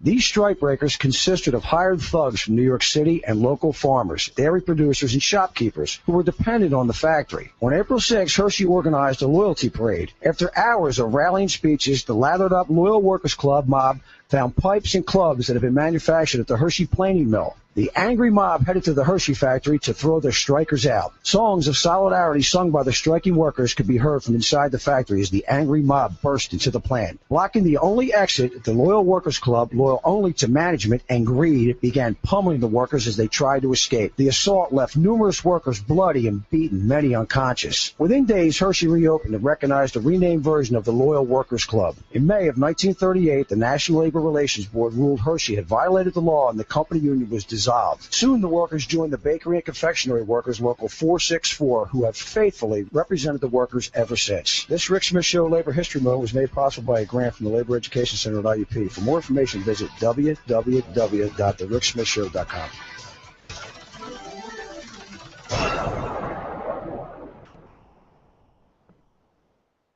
Would you dive 14 feet deep in the Susquehanna to keep a bridge safe? Would you spend night after night with prisoners to keep your community safe? Would you spend Christmas Eve plowing snow to keep roads safe? AFSCME members do. Men and women who choose to serve in public service. Mine inspectors, 911 dispatchers, healthcare workers, parole agents. You may not think about them, but no, they're all thinking about you. This message brought to you by AFSCME Council 13. And they're talking in the shops. They hear them talking everywhere. Their talking never stops. All their words of wisdom won't make you go away. The day they close the factory down, I had nothing left to say. Welcome back to the Rick Smith Show. Check out the website, thericksmithshow.com. Questions, comments, something on your mind, give us a call, 1-888-520-RICK. And email, rick@thericksmithshow.com. As we wrap up today, again, you look at the Stroman factory, and, since 1981, they've been making bread at that one location and all of the other things. I'm kind of wondering, after September 19th, what happens to the local bread, and will they still have the union label on the back of it? Tomorrow on the program, going to get one of the folks from there to come tell us what's going on, how things have gotten to this point, and the reasons. What I found interesting on the Stroman situation is the headline is they had nothing to say. The company just came in, said September 19th, you're all out of a job. The law says we have to pay you for 60 days. We have to give you 60 days notice. We're just going to continue to pay you through November 1st, and that was it. I guess that's the end of the day. You're out of a job. Good luck. There's the door. Just saddening, absolutely saddening. And it's one of those things where you just go, it could happen to any one of us at any time. And I'm interested to see what happens in the aftermath of this. Anyway, a couple of real quick stories that grabbed my attention. You've heard the girl with the Uzi, right? Evidently, the girl in Arizona, or actually was I guess Las Vegas, or outside of Las Vegas. She's from Arizona. Parents decided, here, kid, 9-year-old girl, here's an Uzi. Go give that a shot. The instructor, I guess, showed her how to shoot it, and when she went to shoot it herself, it was too powerful for her, she said, and actually hurt her shoulder. And as the story goes, it fired off. The parents went and grabbed the kid, and then noticed that she had shot the instructor in the head. And as I've watched the videos of this place, you go, really, is this where you would take a 9-year-old? Like, I understand, if I want to go and, blow stuff up, and there's a part of me that says, we should absolutely have those places. Blow off a little steam, there you go. But a weapon that, and I understand it was in full auto mode, according to reports, shoots 600 rounds per minute. That's a lot. So I guess the recoil messed up her shoulder. She's evidently devastated. And part of me goes, why would you put your kid in that position? Nothing good comes of that. I guess it's just, I guess just another one of those horrible stories. Another police, another one of these very interesting cop stories. There is a police officer in Texas, actually a SWAT officer, a guy named Charlie Eeper. There's part of me that just goes, you got to be kidding me. That there are, and I guess I've known too many people like this, that defend the police from shooting people with really what appears to be no cause. When I let in the last segment, the two cops in Tulsa responded to a guy with a knife. And I was under the impression that that's the reason you have the taser. That was supposed to be a less lethal way of bringing someone into compliance if they're not. The guy evidently was going to harm himself, according to reports, so they killed him. And I go, wait a second, did I miss something? Anyway, this Eeper, as the story goes, considers himself a professional warrior, and he is also a SWAT police officer. And it's one of those things where evidently he wrote a book that he self-published back in March, titled Jesus Christ on Killing. And he says his service has required him to use deadly force in a number of instances, and Jesus would be okay with that. According to him, Jesus believes that warriors or anyone acting in self-defense is okay. Jesus would be thumbs up with that. And it's kind of one of those things that makes me go, did I miss something? I remember that whole turn the other cheek thing, and I'm a little uncomfortable when you start adding religion to justification for killing people. Just a thought. It's just one of those things that fundamentally I'm a little uncomfortable with, and maybe I shouldn't be. Maybe there's perfectly a justification in religion. I'm just not finding it. Another one of my favorite stories that I didn't get to yesterday, evidently a woman in Westmoreland County, Pennsylvania, out near Pittsburgh, I understand. She went to the local Walmart, needed some laundry detergent and some Miracle Whip. And as my wife said, I wonder what she was whipping up. What kind of a recipe do you make with laundry detergent and Miracle Whip? Evidently, she threw the $86 worth of detergent and Miracle Whip in her cart and beelined for the door. She was caught on the store surveillance video. The store security people tried to apprehend her so that police could come and take her away. The woman struggled and she got away. And it would end just there if she wasn't completely an idiot and left her 1-year-old niece strapped into the cart. Not only was she charged with obviously trying to steal the coveted laundry detergent and Miracle Whip, she was also charged with a whole plethora of other endangering the child kind of things, and what you would expect someone to be charged with for doing something really stupid like this. And why would you, honestly, why would you take the kid? It's not a cover. Well, and normally I would say this goes under the heading of anyone can have a child. Evidently, anyone can borrow one now. So there you go. Very, very, very strange stuff. And my last police story of the day. I don't know if you've seen this story from Charlotte, North Carolina. Evidently, the police arrested a young black politician. He was handing out voter registration leaflets, putting them on car windows. They arrested him for disorderly conduct. And the story gets really weird because the Moral Monday protesters, of which there were, maybe 30 or 40 people, found out, and they marched, I guess it was like a couple of miles to where they were supposed to take this guy.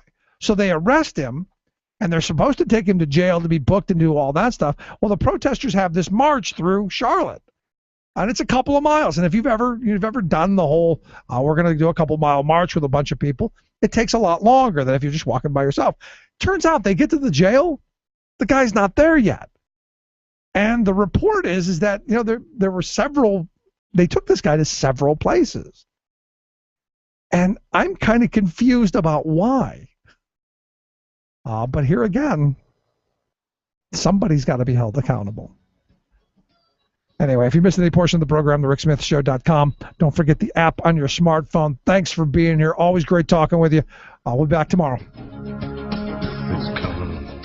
You've been listening to The Rick Smith Show. Together, we can make America better. Email rick@thericksmithshow.com or interact with us anytime at thericksmithshow.com. Until next time, this has been The Rick Smith Show, where working people come to talk. Its color like the tide of flood beneath the lunar sway. Imperial, mysterious, in amorous array. Democracy is coming to the USA.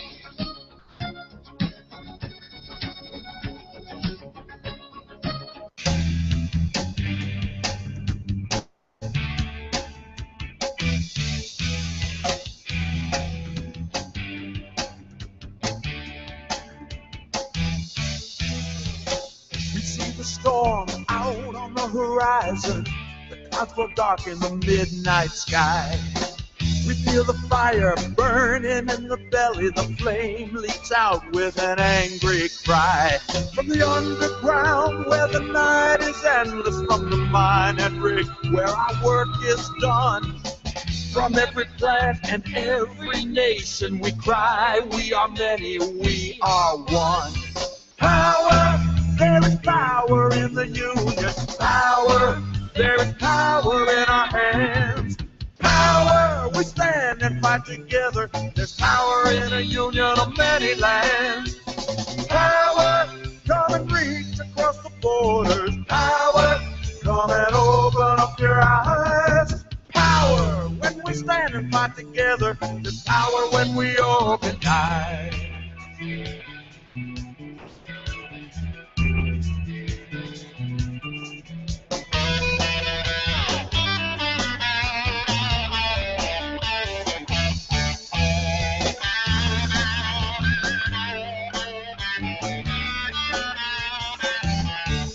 To fight the power of one with the power of many. To fight the power of evil with the power of right.